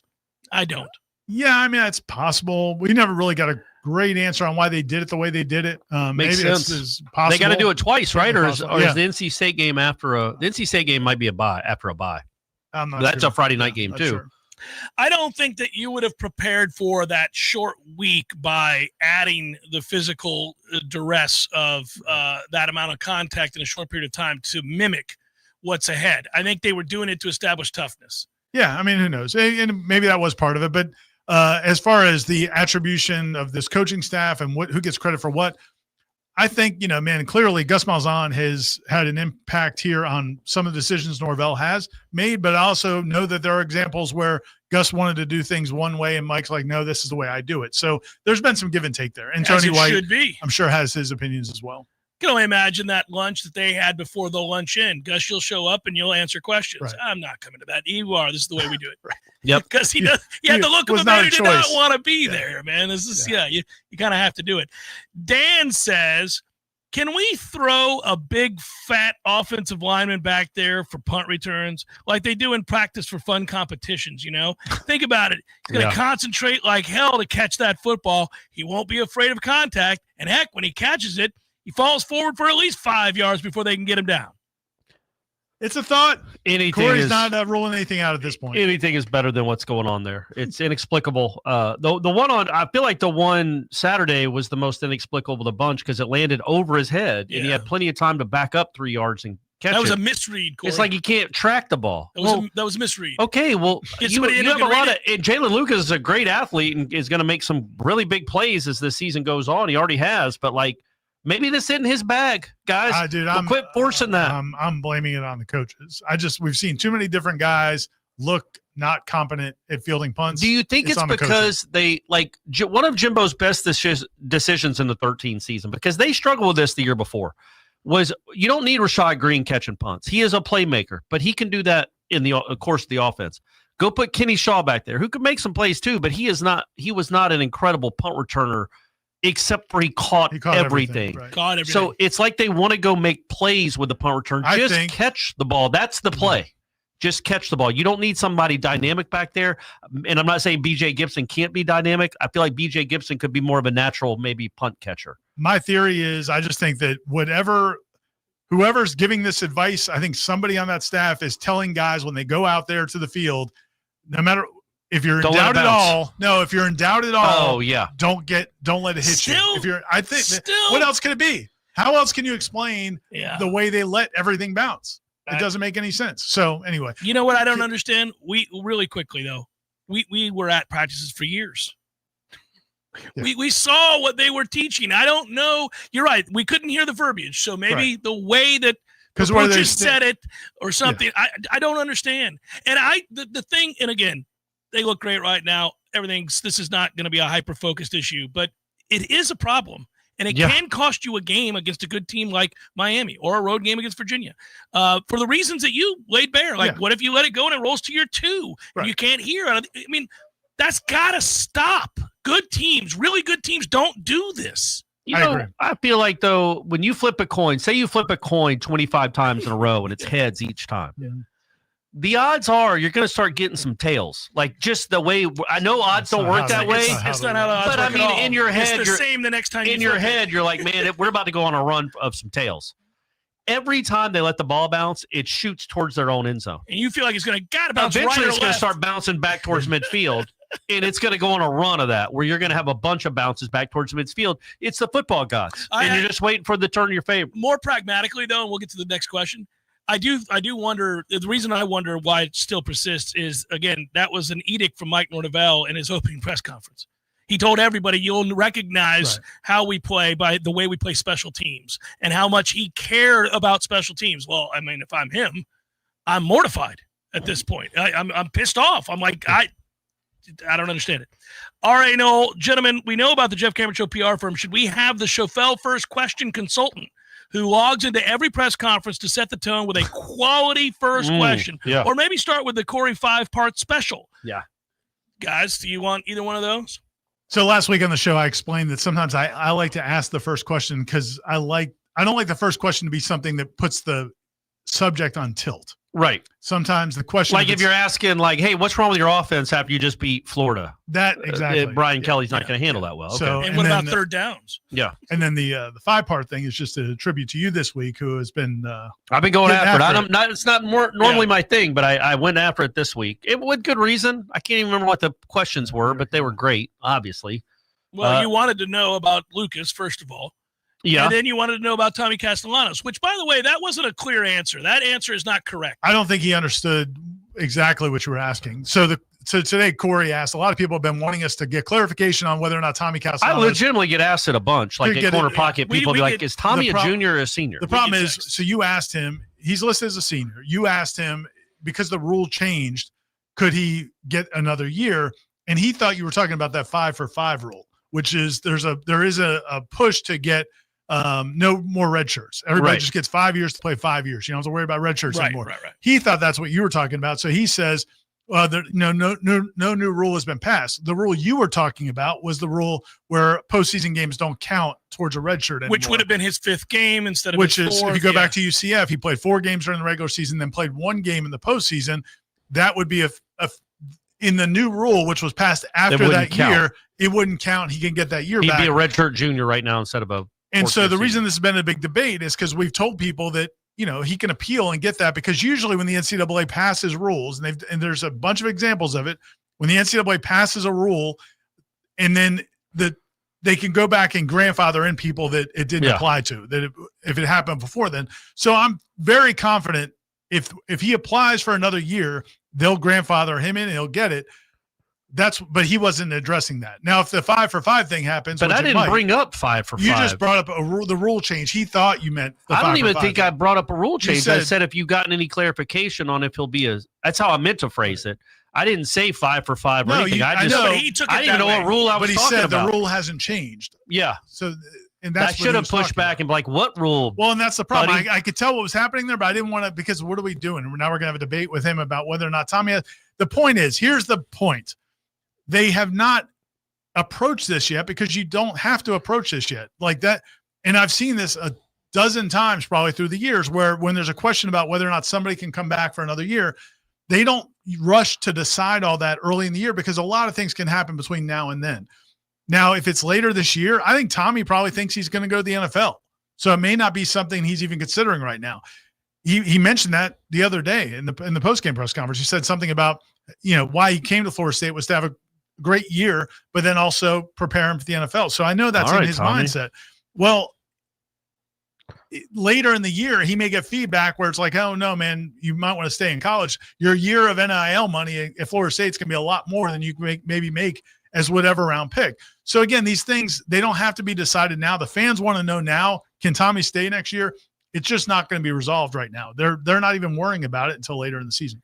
Well, I'm worried about it.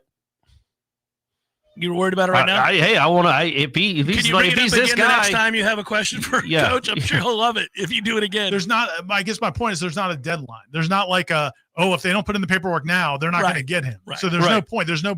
Well, I mean, you also you would like to know before December, right? But so there is kind of a deadline. But they will know before December. They don't need to know in September. Well, I need to know in September, Ira. That's why I asked the question. And also, the factors are fun to talk about, though. The factors could very well be obviously.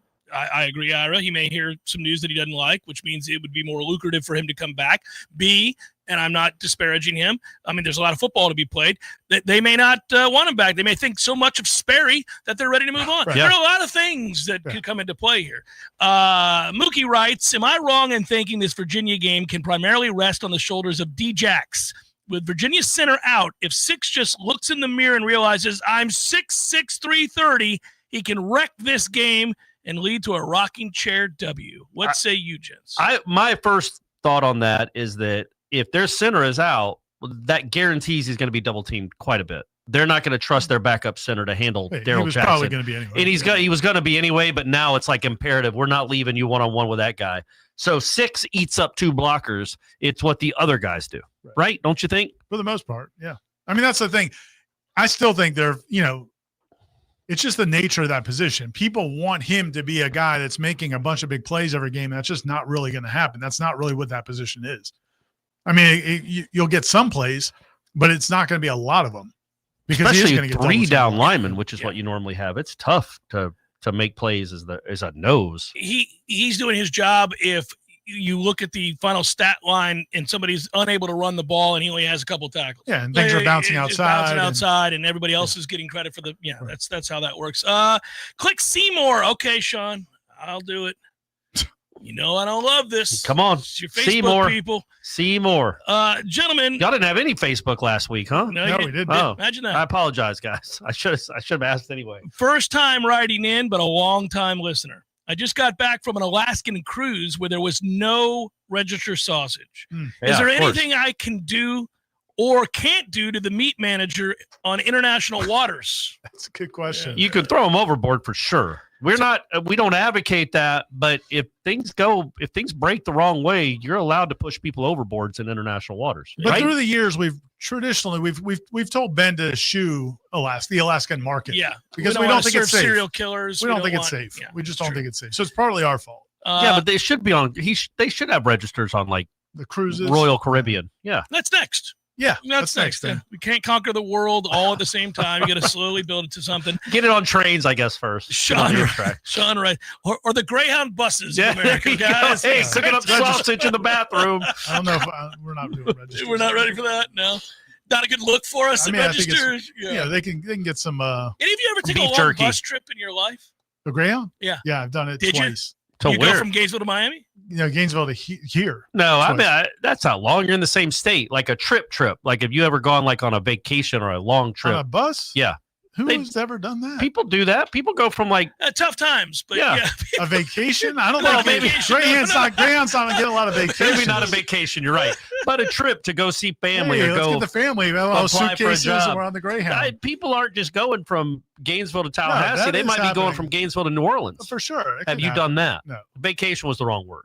That would be crazy. I think people decided they weren't going to take Greyhound vacations when that guy got beheaded on a Greyhound. Well, you can get beheaded anywhere, man. Don't besmirch any buses. Circle K. Yeah, exactly right. Yeah, that's a toughie. Have you taken a Greyhound before? No way. No way. No chance. Not any kind of real trip. Yeah. I mean, I used to take the city bus from my house to Tyrone Square Mall. Got plenty of city Get a bus transfer, stories. buddy. I was a city busing fool. Yeah, no. Sean writes. Still laughing about the idea of now they do have they've upgraded now. They got the red line thing or whatever. Like Molly's taking that from Tampa. It's like is it nice? It's nice, nicer. Right? You can get Wi-Fi. There's like space. Can you lay down? Yeah. Well, I don't know if you want to lay down. You're not going to be next to a meth head though. Technically, like you can lay down. You could be. You don't know. I feel like the chances rise exponentially when you're on the Greyhound right. from Where do I New find Orleans. Where do I find the no meth section? Pay extra. Like, sir, you're getting on a bus. You're getting on a bus, so we can't promise you anything. What do we want you to do here? I live in Charlottesville, is the rest of Sean's question, and work at UVA. Okay. All right, Sean. Couldn't be more excited for this weekend. Town is buzzing for the game. Overall, this UVA fan base and team is hardworking and smart, but soft. I think our physicality and nastiness on defense is the difference. He's a Knoll, by the way. There you go. What do you think? Make sure you all get a Bodo's Bagel while you're here, and we'd love to say hi to Corey and Ira while they're here. Any plans Thursday night? Oh, guys, you're going to want to go hang with Sean up there in Charlottesville? I'm getting in late Thursday night to Richmond, so I will not be getting over to Charlottesville. I'll be in Charlottesville Thursday night. Not sure what I'm doing with the wife. After it. Wherever Dave Matthews was a bartender, I'm sure we'll be going there. You should just tweet out where you're at and let all your adorers. All my Charlottesville fans, all my Charlottesville faithful. Come on, man. I don't want to be mobbed. I don't want to create a mob scene in a quiet little college town. I do, Sean, agree with you that our defensive line against this offensive line that does have some injury concerns seems to be an area that Florida State could exploit. But I do think it's a second good test for this defensive line. They haven't had one since Alabama. Yeah. So this was my question at the end of the first hour that you guys, eschewed. You're bringing it up right when we got to go to another. No, it's perfect. Okay. So if you had to tell somebody now why Florida State loses this game, what would it be?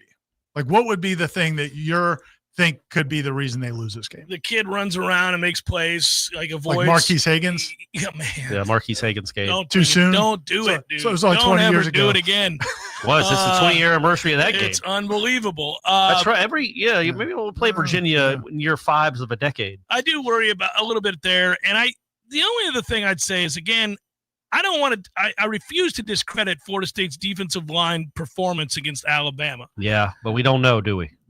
We don't know. We need another. Yeah. We need another test. I'm a little. It was impressive though. Yeah, and like this week, for example, or not. Yeah, it's this week.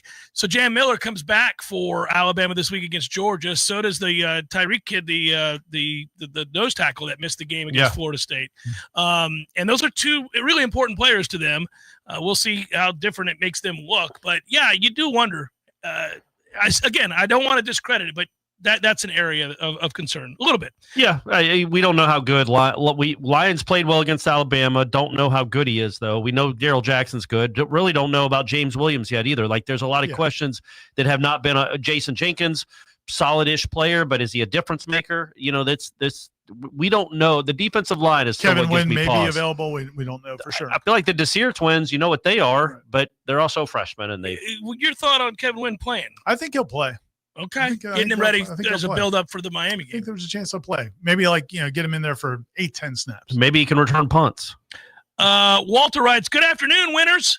Virginia memories from 95 will be erased this weekend. I see a 40-plus point blowout. Let's go. It's like a Wyatt Sexton Virginia game. There we go. This train can't be stopped. Danzy straight to the limo again. Choo-choo, wahoos. I like it. Jeff, what do you think about the fact that Mekhi Danzy, it was so hard for him to get on the field last year? Hey, man, I brought this up. 9 touches, averaging 33.3 yards per touch. I brought this up last year. You know what else I forgot about it is that he made plays in practice a lot. Yes, I agree. And when you saw the wheel routes, it was like, man, they cannot stop this. However, I would say this: it didn't freaking matter. It would not have mattered. It wouldn't have changed their record. It might have. They could have maybe beaten Duke, but I just don't understand. I don't understand. Corey, we'll never understand, will we? All right, not to be too dismissive, and because this is what I will say. The valid point of that is that to me is the definition of why head coaches should be CEOs in this world.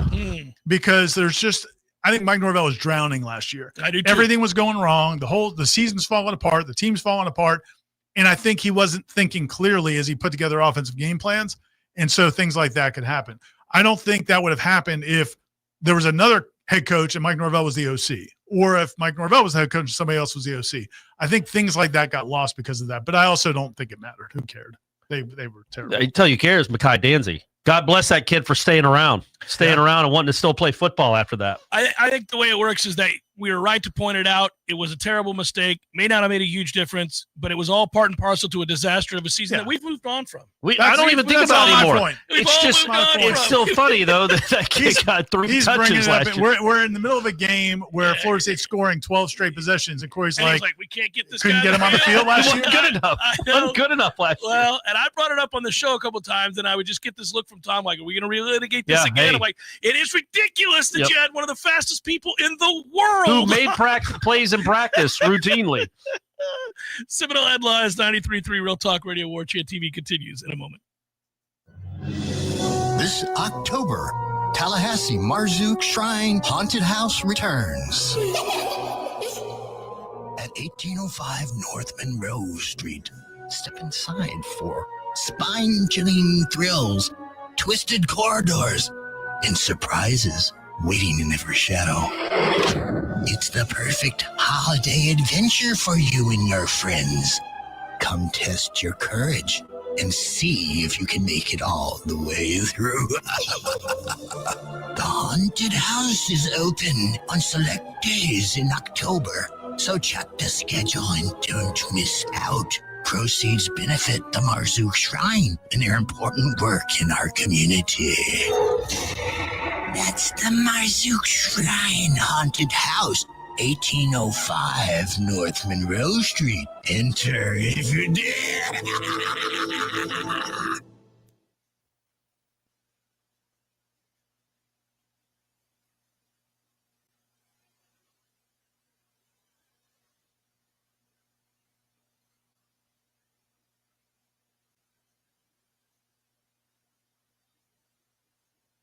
Boys, that's not on me, but we're back. We're back.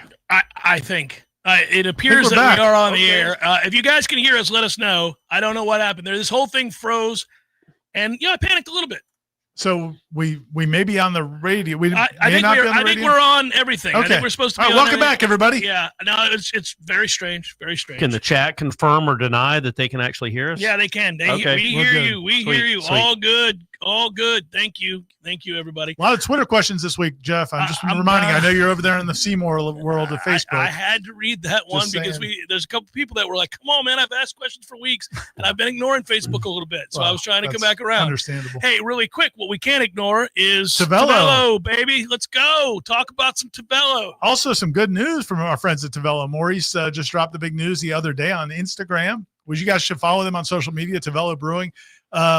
our friends up there, they have a new distributor that's going to get them into Tallahassee. You're damn right. So we're now going to be about time. So if you guys, I like going to Thomasville, but I mean, come on. Can We're- I and we're just still- roll up to my local Publix, please, and we're or still Fresh gonna- Market, and get me and we're still going to go to Thomasville. We're I'm still not going to trying enjoy our time I'm up just there. saying But it's no. nice. Come on, man. But yeah, they're going to have it down in Tallahassee. They've got a new distributor. I think Progressive Distribution is going to be handling it. And so same thing, same lesson that we taught you guys from Registers. Yep. If you go to your bar and they don't have Tvel on tap, start give them talking a little time. Slap them with a white glove. Take a white glove off and slap Smack the 'em around the bartender face. in the face. It's interesting If if it's you're a wearing male- a white glove. It's 92 degrees outside Yeah. currently, but you're wearing the white gloves. You wear a in the white glove. You store. take it off simply to smack Are people those in your the face. driving gloves, Corey? Yes. Or do you not have driving gloves? Or you can just ask, hey, could I get Tvel? And then maybe they'll get Tvel into their Okay, that's another now way. they have a distributor, they can do it. So be looking for Tvel in your local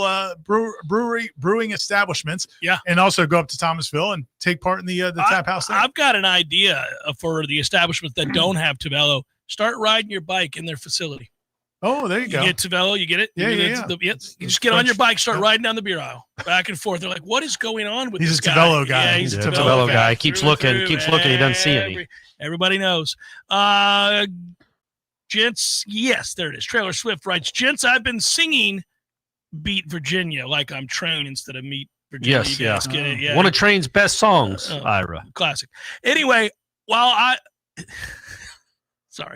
I've been singing that, I've been thinking, could FSU finish the season with more wins than Florida and Clemson combined? What say you all? And for context, we already have 3 and they have 2 combined. It's going to be a race. Look, the season's getting harder. You just played 2 glorified high school teams. Like, you're going to start playing real teams now, and it's college football in 2025. You don't just go and win every game unless you're the 2023 team that gets left out. But normally it's hard to win every game. So I'm even at this start, you got to figure there's a loss or 2 coming at least.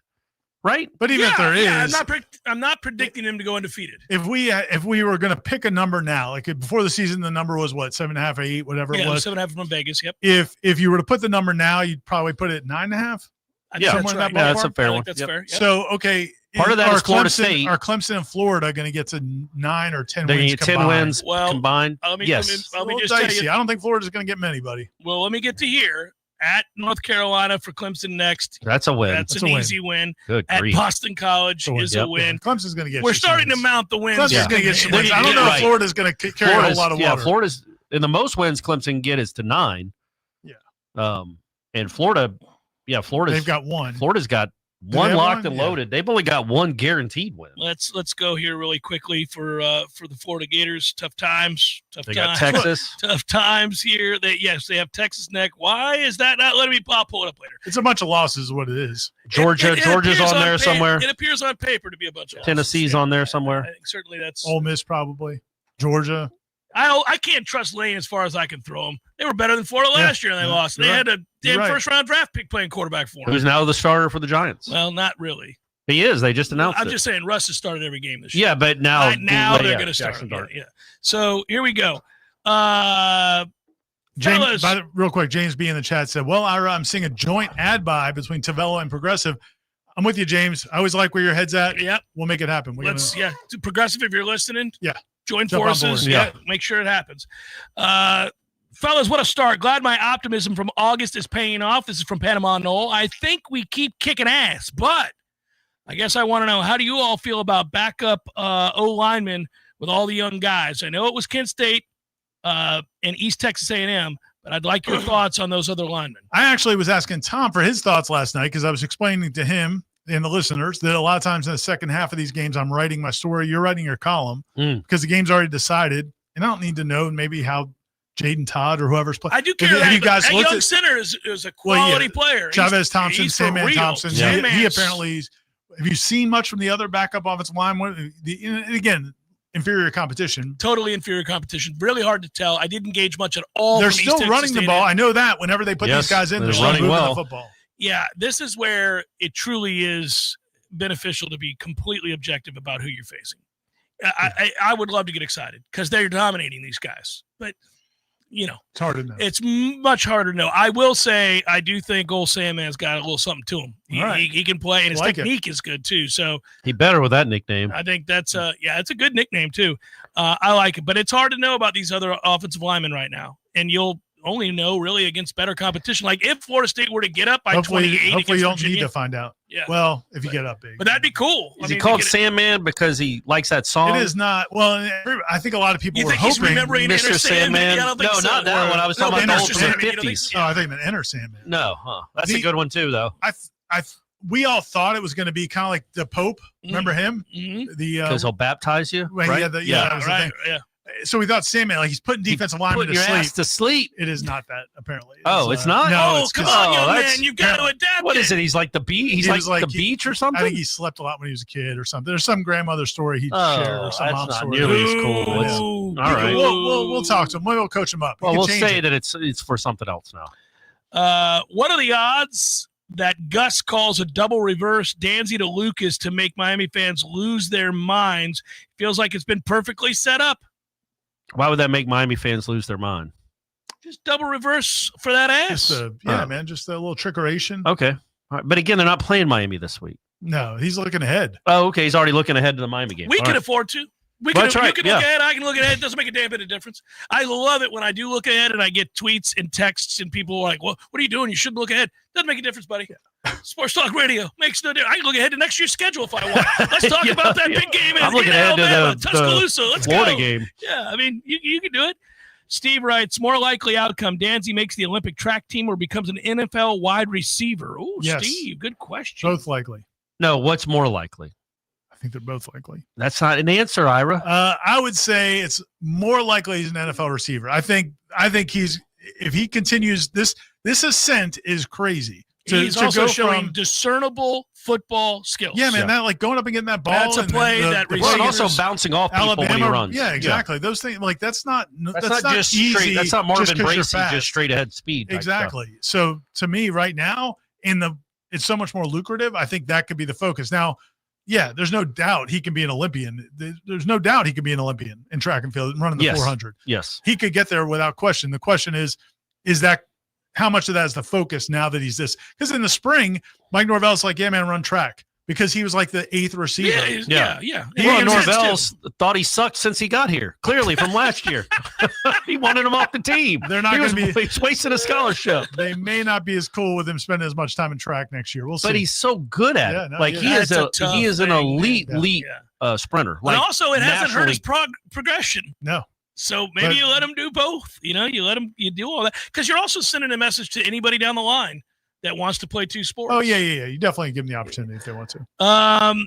Okay, James says, good day, gents. When was the last time a special FSU team, like we may have right now, was beaten by Florida or Miami? Well, we were very special in 97, and we got beat by Florida there in a game that I'm still pissed about. But, didn't happen. 96, does that count? Yeah, 96, but 97's after that. Yeah. So I don't, I think that 96 team was more special. 97 was really good, though, Corey. Yeah, you had the Wilson and Boulware, though. Should not have and lost. Wadsworth. Yeah, that was goofy. But you did beat Florida the first time. You just had to play them again. Yeah. You got some elements of special teams. Like that 2002 offensive line was special, and you ran for like 300 yards against Miami and still lost. Lost the game, yep. 2012 was close. Not quite there, but close. And then EJ melted down. That didn't have a very good game. That's a 5-interception game. He didn't. I don't think he threw 5. You're thinking of DJ Lagway. No. But he might have 5 turnovers. I think he had a couple turned fumbles. It over a few times. It was not good. But I also blame the head coach, the offensive coordinator. I do too. He went back out there concussed. We can just say it. Well, and he was, it was the whole thing with his mom. It was senior night, so his mom. Yeah, going that whole breast cancer treatments. Yeah. And so he sees her for the first time in a while, and he can tell she's going through breast cancer chemotherapy, and he's an emotional wreck. Like he left senior day. The reason Jimbo changed senior day away from the Florida game was because the way EJ was so emotional. But keep throwing the football. Yeah, it was a rough day. Yeah, I think we would have survived the 4 turnovers. The 5th one was the toughie. So, 2012 was a good team, though. A really good team. Their only loss was a meltdown in Raleigh that we tried not to speak about. That is a team that could have won it all. Yes, and they lost to Florida. James feels the same frustration many of the fan base does, but I should read it. He says, JP, what is it you say you do here? Can we please catch an effing punt? People are a little frustrated. Yeah, and I want to say this, and I'm not. He also coaches linebackers. Well, I'm not going after David Johnson because I like David Johnson. I like both those guys, but David Johnson actually handles the punt returns. He's the guy with the water gun. Come on, David. Yeah. So, David. We need this to get better. He needs to put acid in that thing. Water ain't doing it. No, we got a different methodology. Put in a liquid that is not as benign as water. At least make it like really like if you don't catch it, you get sprayed with something you do not want to get sprayed with. You could fire maybe not acid because acid I think is a lawsuit. Yeah, dog pee. It could be urine. What about you fire with like one of those, like I think urine would be a guns. lawsuit. Why don't you too. fire tennis balls off their scrotum? Okay, they don't catch it. Like you got it aimed, ready to go. Yeah, and it's catch coming, and it's hard. It's a yeah. So real stakes. There's got to be real stakes involved. Catch it, baby. Yes. I've got my gun ready to go. That's your best idea yet. Yeah, there's got to be real stakes to drop it, not letting We did get one question in the chat about Tommy. Somebody asked, I think Siva, I'm pronouncing that wrong probably, is Tommy 100% a full go? We haven't really talked about that because it's been pretty much settled. Yeah. But yeah, Tommy Castellanos is expected to be perfectly fine. Kristen did want to know about what's the deadline for him applying for that extra year of eligibility. I really don't think it's till the end of the season. It's till you'll want to know at the end of the season as you're putting together your roster the transfer portal. And to her credit, she asked this 12 hours ago. So it is before I. Mm-hmm. Yeah, they'll just want the answer soon enough. But again, he has to decide whether or not he wants it. So the way, again, schools don't apply for things like that just on precautionary basis. Why usually not? They just never do. They should though, right? Just in case he wants to come back, at least he'll know. You'll have the info. Usually the kid has to initiate it. The kid will go to. What about this? What about this theory, Ira? Is maybe they don't want to do it right now because they don't want it to become he's a redshirt junior, another year, and then everybody in the country knows he has another year. Right now, there's nobody trying to poach Castellanos because they think he's eligibility's up. Could be. You just sneak it in on him. Like, oh wait, he's got another year. We're keeping him under the radar. Yeah. Also, the mindset is Mike Norvell said in his answer to you today was the focus is on now. It's not about the future. So they're focused on right now. I like that answer. You go to get that year that says you're thinking about next year. Be cool if he was your quarterback in Tuscaloosa. That's all I'm saying. Kevin Sperry's first start's going to be in Tuscaloosa. Burke says Georgia Tech doesn't have FSU or Miami on their remaining ACC schedule. Correct. Would you rather see an FSU-Miami rematch in Charlotte or see Georgia Tech make it in the championship game while the FSU-UM loser gets in the playoffs at 11-1, not having to play in the ACC championship game? It kind of depends on would you rather get a bye, have the chance to get a bye in that first round, or host a playoff game? I think you'd rather host a playoff game. And do you want the honor of hoisting another banner ACC championship? Florida State's got enough of those. Who cares? And you're going to be out of this conference probably Don't you soon want it anyway. etched in stone along the side of the news? Yeah. I think it'd be cool to host a playoff game. I also think you probably, if you beat Miami and then you have to play them again in Charlotte, I don't think that's the end of the world because even if you lose to them, you've already beaten them once. You've proven you can beat them. You're probably both going. Probably, except for this particular year, if Georgia Tech is sitting there as a guaranteed in for whatever, and then I don't know, they could take 3 ACC teams? They could. They could, but we know what they like to do. Let me ask you this. What happens to Georgia Tech if Hayes Fawcett gets hurt late in the year? Say he gets hurt. Who? Not Hayes Fawcett. Haynes King. Haynes King. Who's Hayes Fawcett's the on-3 guy. Yeah. Recruiting writer. I was like, I don't care what happens to Hayes Fawcett. He's hurt. He's hurt now. Who's going to write the recruiting stories? What are we Who's going to do the graphics? You're like, guys, Haynes I'm so King. sorry. And I'm not dialed into Georgia Tech enough. Yellow Jacket fans, you're not making it this year because Hayes Fawcett. It's not Haynes King. Haynes King. That's funny. Could they get snubbed? Would we have a? Oh no, not with 12 teams, Ira. There's plenty to go around with 12 teams. No, but I would begin to lobby on television. I was going to say this. Get him out of there. Like if Castellanos' ankle had been a little more banged up than it is, you could afford to sit him against Virginia to get him ready for Miami because the game wouldn't count anyway if your starting quarterback's not healthy. Oh, that's right. You know what I'm saying? Those games don't count. So don't even play. Don't let anybody play. It doesn't matter if you lose because your starting quarterback didn't play. I have a suspicion this break is going to sound weird. So here we go, boys. Let's give it go a whirl. on this together. Here we go. Seminole Headlines continues in a moment. Enterprises, roofing and construction services. T-Spark.com. We conquer all creeks. We fix those darn leaks. Call 850-766-1340. T-Spark Enterprises, roofing and construction services. T-Spark. T-SparkConstruction.com. License number CCC 1331204. Barry knows cool. He's keeping you comfortable. Barry knows cool. You can put him to the test. Barry knows heating and air conditioning.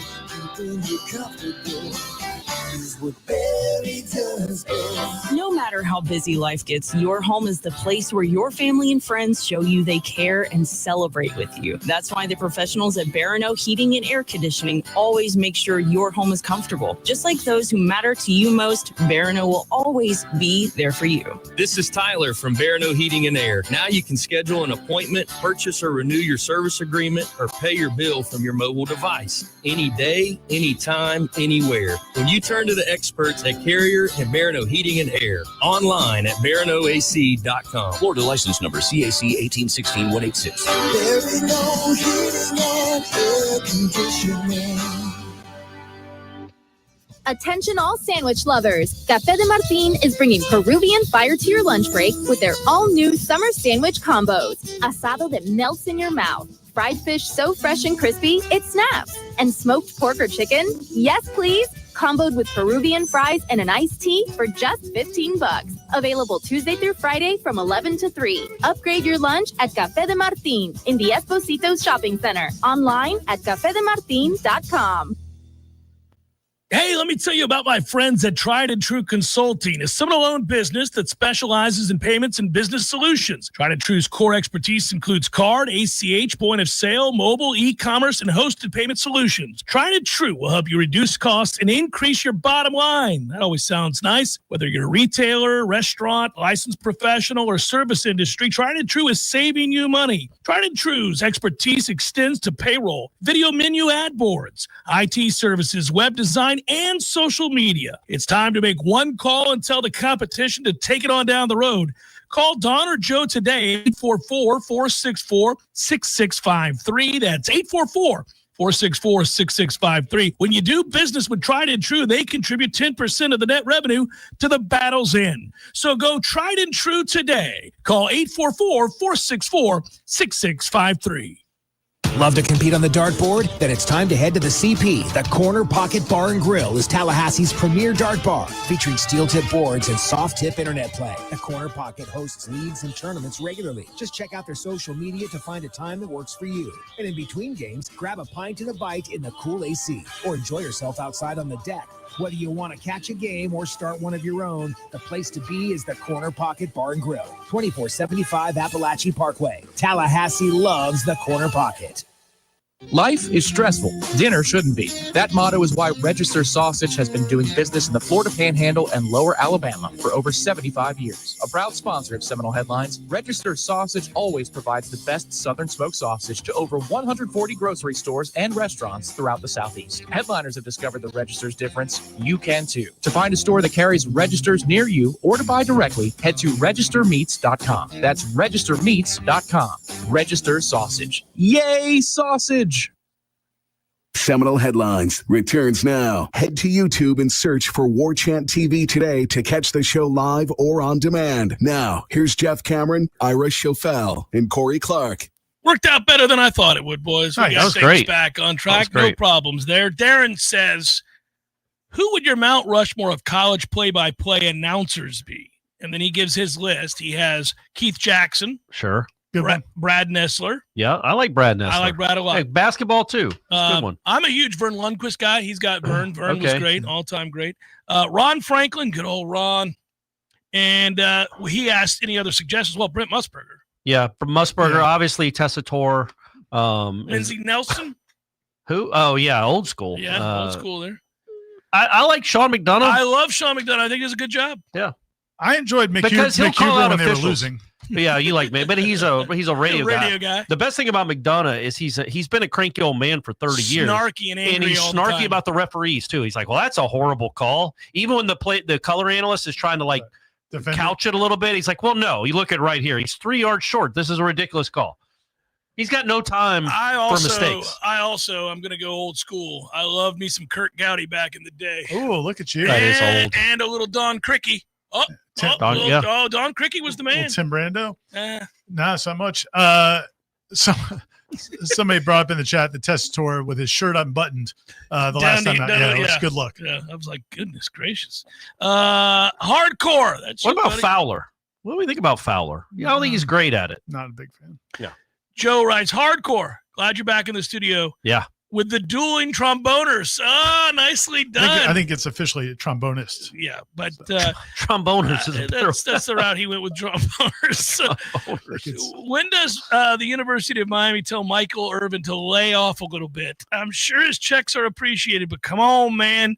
Yeah. It's not his fault they show him all the time. Like, you're not going to keep Michael Irvin off the sideline. But if they stop showing him, maybe he'd stop doing all that. Right, but they won't. It's a vicious cycle, but it's ridiculous. Also, and it makes me root against them earnestly. There's not – it doesn't take much for me to root against them. But, I mean, it's also a bad look to see a guy just coked out of his mind, freaking out on the sideline. But he's also – plenty of evidence over the years. I mean, so he was a senior in 87. So what is he? I was 60 years, 60 years old. Like, he's 60, right? Yeah, but I'm just saying he's 60. Like, that excited about 20-year-old kids. Yes, that's what he's 60. And he was an all-time great. Just bizarre. It's a lot of, it seems to me, and I don't know Michael Irvin, a lot of kind of look at me. I'm Michael Irvin. I know I'm probably the first one to think that about him. He's got a lot of look at me in him. Timothy wants to know how many yards of a head start would we have to have in order to beat Danzy in a 100-yard dash? Oh, me, 94. Well, so here's the question. The problem is, are you asking about our primes? No, right or now. Are you asking about right now? Because I was thinking about this doing Wake Up Warchant yesterday because I got the time wrong. Because of course you were. I think his PR is like a 44:38 in the 400, which is in the 100 would be horrible. Yeah, but in the 400 is incredible. Could you run? If that were his 100. I got him. Yeah, I got him easily. I could crawl that. Yeah. What do you think you could run a one lap around? Like how much of a head start would you need to beat him on a lap? Because I think I would need 100. Out of the 400, I would need to be 100 ahead, and then it's at the wire. And I run a lot. I think you would need slightly more than that. And here's my problem. Is I ran the 400 in high school. What was your fastest time? It was not 44. Come on, I want to know for real. It's like 50, 51. Oh, all right. So something like slow ass. Yeah. I mean, what was going on with your track? Might have been 49. I ran on the relay team too. I was fast, but I don't remember what it was anymore, and I don't remember what was fast back then. Probably wasn't 44:38. 44 would be really fast. No, I'm trying to think. At this age, first of all, I wouldn't be able to do it because I would tear a hamstring. So if he ran 100, so how fast can he run 100 yards? 10 seconds probably. I mean, we're spending a lot of time on 10 seconds probably between this and your show. And so I feel like we would all need to be around midfield, and he would maybe the other by 40. You like track like that, and I appreciate that you do. But I'm going to challenge him after the season. Ira. Okay. Well, watch him get hurt. Watch him get hurt. I'll get hurt. I'll play him in pickleball. But what I'm saying is he's going to get hurt, so you should want him to do this. Jeff writes, gents, what's your best guess on how Gus spreads out the carries with the running backs over the next 2 weeks? So do you think he bottles it up? It's impossible to know, man. It's hard to know exactly what they've been doing. Unbelievable. Yeah. Like literally the whole Jalen Lucas thing is like he might be unleashed Friday or unleashed against Miami. Like it's like he keeps them in a bottle and you just break it open when you need it. Because he was a difference maker against Alabama and then kind of disappeared. Yeah, I really couldn't guess what they're going to do with Kromov, Sawchuk. Is Roydell? I don't think it doesn't seem like Roydell's an option right now. But Kromov only got 4 carries. Yeah. He was the 5th guy to run. Yeah. So who? And then Danzy and Lucas and all the Squirrel White's probably part of that too. Yeah. Like who knows? Tommy might lead him in carries the next 2 weeks. Honestly. Yeah. It is hard to know what he'll do. I have an opinion about what I would do, but that's not what you asked. All right. Ambassador to Florida writes, gentlemen, I watched the highlight videos of Virginia against NC State and Stanford. Are we playing at a speed and including dominant contact that is unlikely to be matched by Virginia? All right, so look, I do think Virginia on defense looks really slow. Tom pointed that out yesterday too. It's I think if you watch some of these games this year, you're like, that's not going to work against the speed Florida State has. And I do think there is an advantage there, no doubt. And I think it's implied in the question that he noticed they were slow too. Mm-hmm. So that is early on in the week as you're watching Virginia, I think it'll stand out to you that they look a little slow on defense. Well, on the other side of the ball, if you watch the Stanford game, it's almost like not like Tom was saying this last night. It's almost like you can't really gain anything out of it because Stanford's defense is so slow. Virginia's receivers look like they're all running 4.2s. And so it's hard to know. That's again, I think that's the challenge with this game is both teams have played so many bad opponents that it's hard to know what's going to look like against when you play a good opponent. At least Florida State does have the Alabama experience because I don't. NC State's not on par with Alabama. They lost. They gave up 40 something to Duke. So it's hard. It's easy to. The fact that Danzy and Lucas and those guys look like they were in the defensive guys that looked like they were hitting and all those things. Flying around against Alabama gives you a little more. It's just confidence. It's just the fact that it was a month ago. It's hard to. It really was. Philip writes, safe travels to the blinding beauty. It is the blinding beauty of Charlottesville, as we say. Whose roster is positioned better? FSU on a limited snap count for starters in 2 games with a massive win against Alabama and a road trip, ACC, or Miami in a first road trip with FSU sandwiched between 2 bye weeks? You asked that really quickly. I didn't get it all. So who's positioned better for that game against Miami? Well, we'll see how you come out injury-wise against Virginia. Like, it's easy to say now. I think you like Florida State because they basically had a month off. Right. And they were clearly preparing for Virginia even the last week or two. I'm sure they snuck in a couple of peaks. But, yeah, if they come out relatively healthy, then I think it's a wash, man. I think it's a – I don't even know if there's an advantage. I think these defensive linemen are going to play a lot more than they've been playing. And we'll see how they hold up, these Florida State defensive linemen, because I think Darrell Jackson's played like 40 snaps the last month. Interesting that people – well, yeah, we don't have enough time. I want to get to the next question. Jay Noel writes, gentlemen, 2 quick questions. How were the Desir twins 3 stars? Then he writes, saw a recent picture of them, and they look like grown-ass men for sure. Second, what's with the UVA line at -7? What am I missing? Yeah, I have to admit I thought that line would be closer to 10. Road game. Virginia looks like they have a competent offense. They beat the bejesus out of the. If you're asking if I'd play the points, I would. All right. Early this week. Is that your professional opinion? Yeah, I would. I'm rolling right now, boys. I'm hitting at like 75%. So we're in a good roll. Knock on wood. I've hit a little bit of a lull because I've been betting on the Braves to lose, as I always do, and they've won 9 games in a row. 9 in a row. At a perfect time. At a perfect time to catch fire when they've already been eliminated and they're still 19 games out of first. A lot of folks want to know, basically, do we think that we're going to win the game? I mean, there's like 5 questions. What was his question before the 7, though? Before the point spread? The question was, how were the Desir twins just 3 stars? Yeah, it is interesting because they did play at a good high school. A lot of times when players are undervalued coming out of high school, it's because either they didn't go to camps or because they played at a smaller school that recruiters weren't seeing. But they played at Miami Norland, which was one of the best. Yeah, they've had some dudes that have come through there. Last couple of years have been an excellent program. So it is strange. I'm going to point it to they're kind of unique in their build and their physique because they're not like built. Did Miami recruit them? I don't believe so. I think that might have something to do with it too, right? But they were committed to UCF, and then they, I just think that they're not built like they were listed as defensive ends, but they're not built like lanky Brian Burns defensive ends. They're more thick. They are. So I think when you have things like that, sometimes it skews it because people aren't sure exactly how to quantify you. But they're combined, they're a 6-star. There you go. Just want to throw that out there when they're playing like it. Clint wants to know, points out, we haven't faced a quarterback like UVA's Chandler Morris this season. He has big playability with his arms and his legs. How concerned should the defense be? Thanks. Clint, look, I'll say this to everybody who's concerned about mobile quarterbacks. Everybody is concerned about mobile quarterbacks. Yeah. Mm-hmm. That's just the way it works. Nobody's great against them. They all make plays. I bet Virginia's probably concerned about Florida State's. Right. That's just kind of the way it works. Yeah, I'm concerned about it. I'm concerned about anybody that can make plays when something breaks down. I mean, the one play that even Kent State hit on you was a play where it looks like a quarterback sweep. And then you get a DB that moves because he thinks he's seeing something, and it just adds that element. It's difficult. Changes the math. It causes guys to suck up, and then all of a sudden they get beat over the top. And also, you think you've got the right call, and maybe you do. Guy makes you miss. Right. Next thing you know, It's out the gate. So I worry about it. The thing is, though, sustainability is what you're really looking for here is, the guy may make a few plays. Does he beat you with his legs consistently for an entire half, for 3 quarters, for a game? That's the whole thing. And the Alabama kid wasn't slow. Simpson can move. Yeah. I don't know if he's as quick as Morris in the pocket, but he can move. So I think Florida State's going to win the game. All right. Me too. Yep. Say goodbye, boys. Me 3. All right. There you go. All of us say yes to Florida State. Bonus hour forthcoming. Stay with.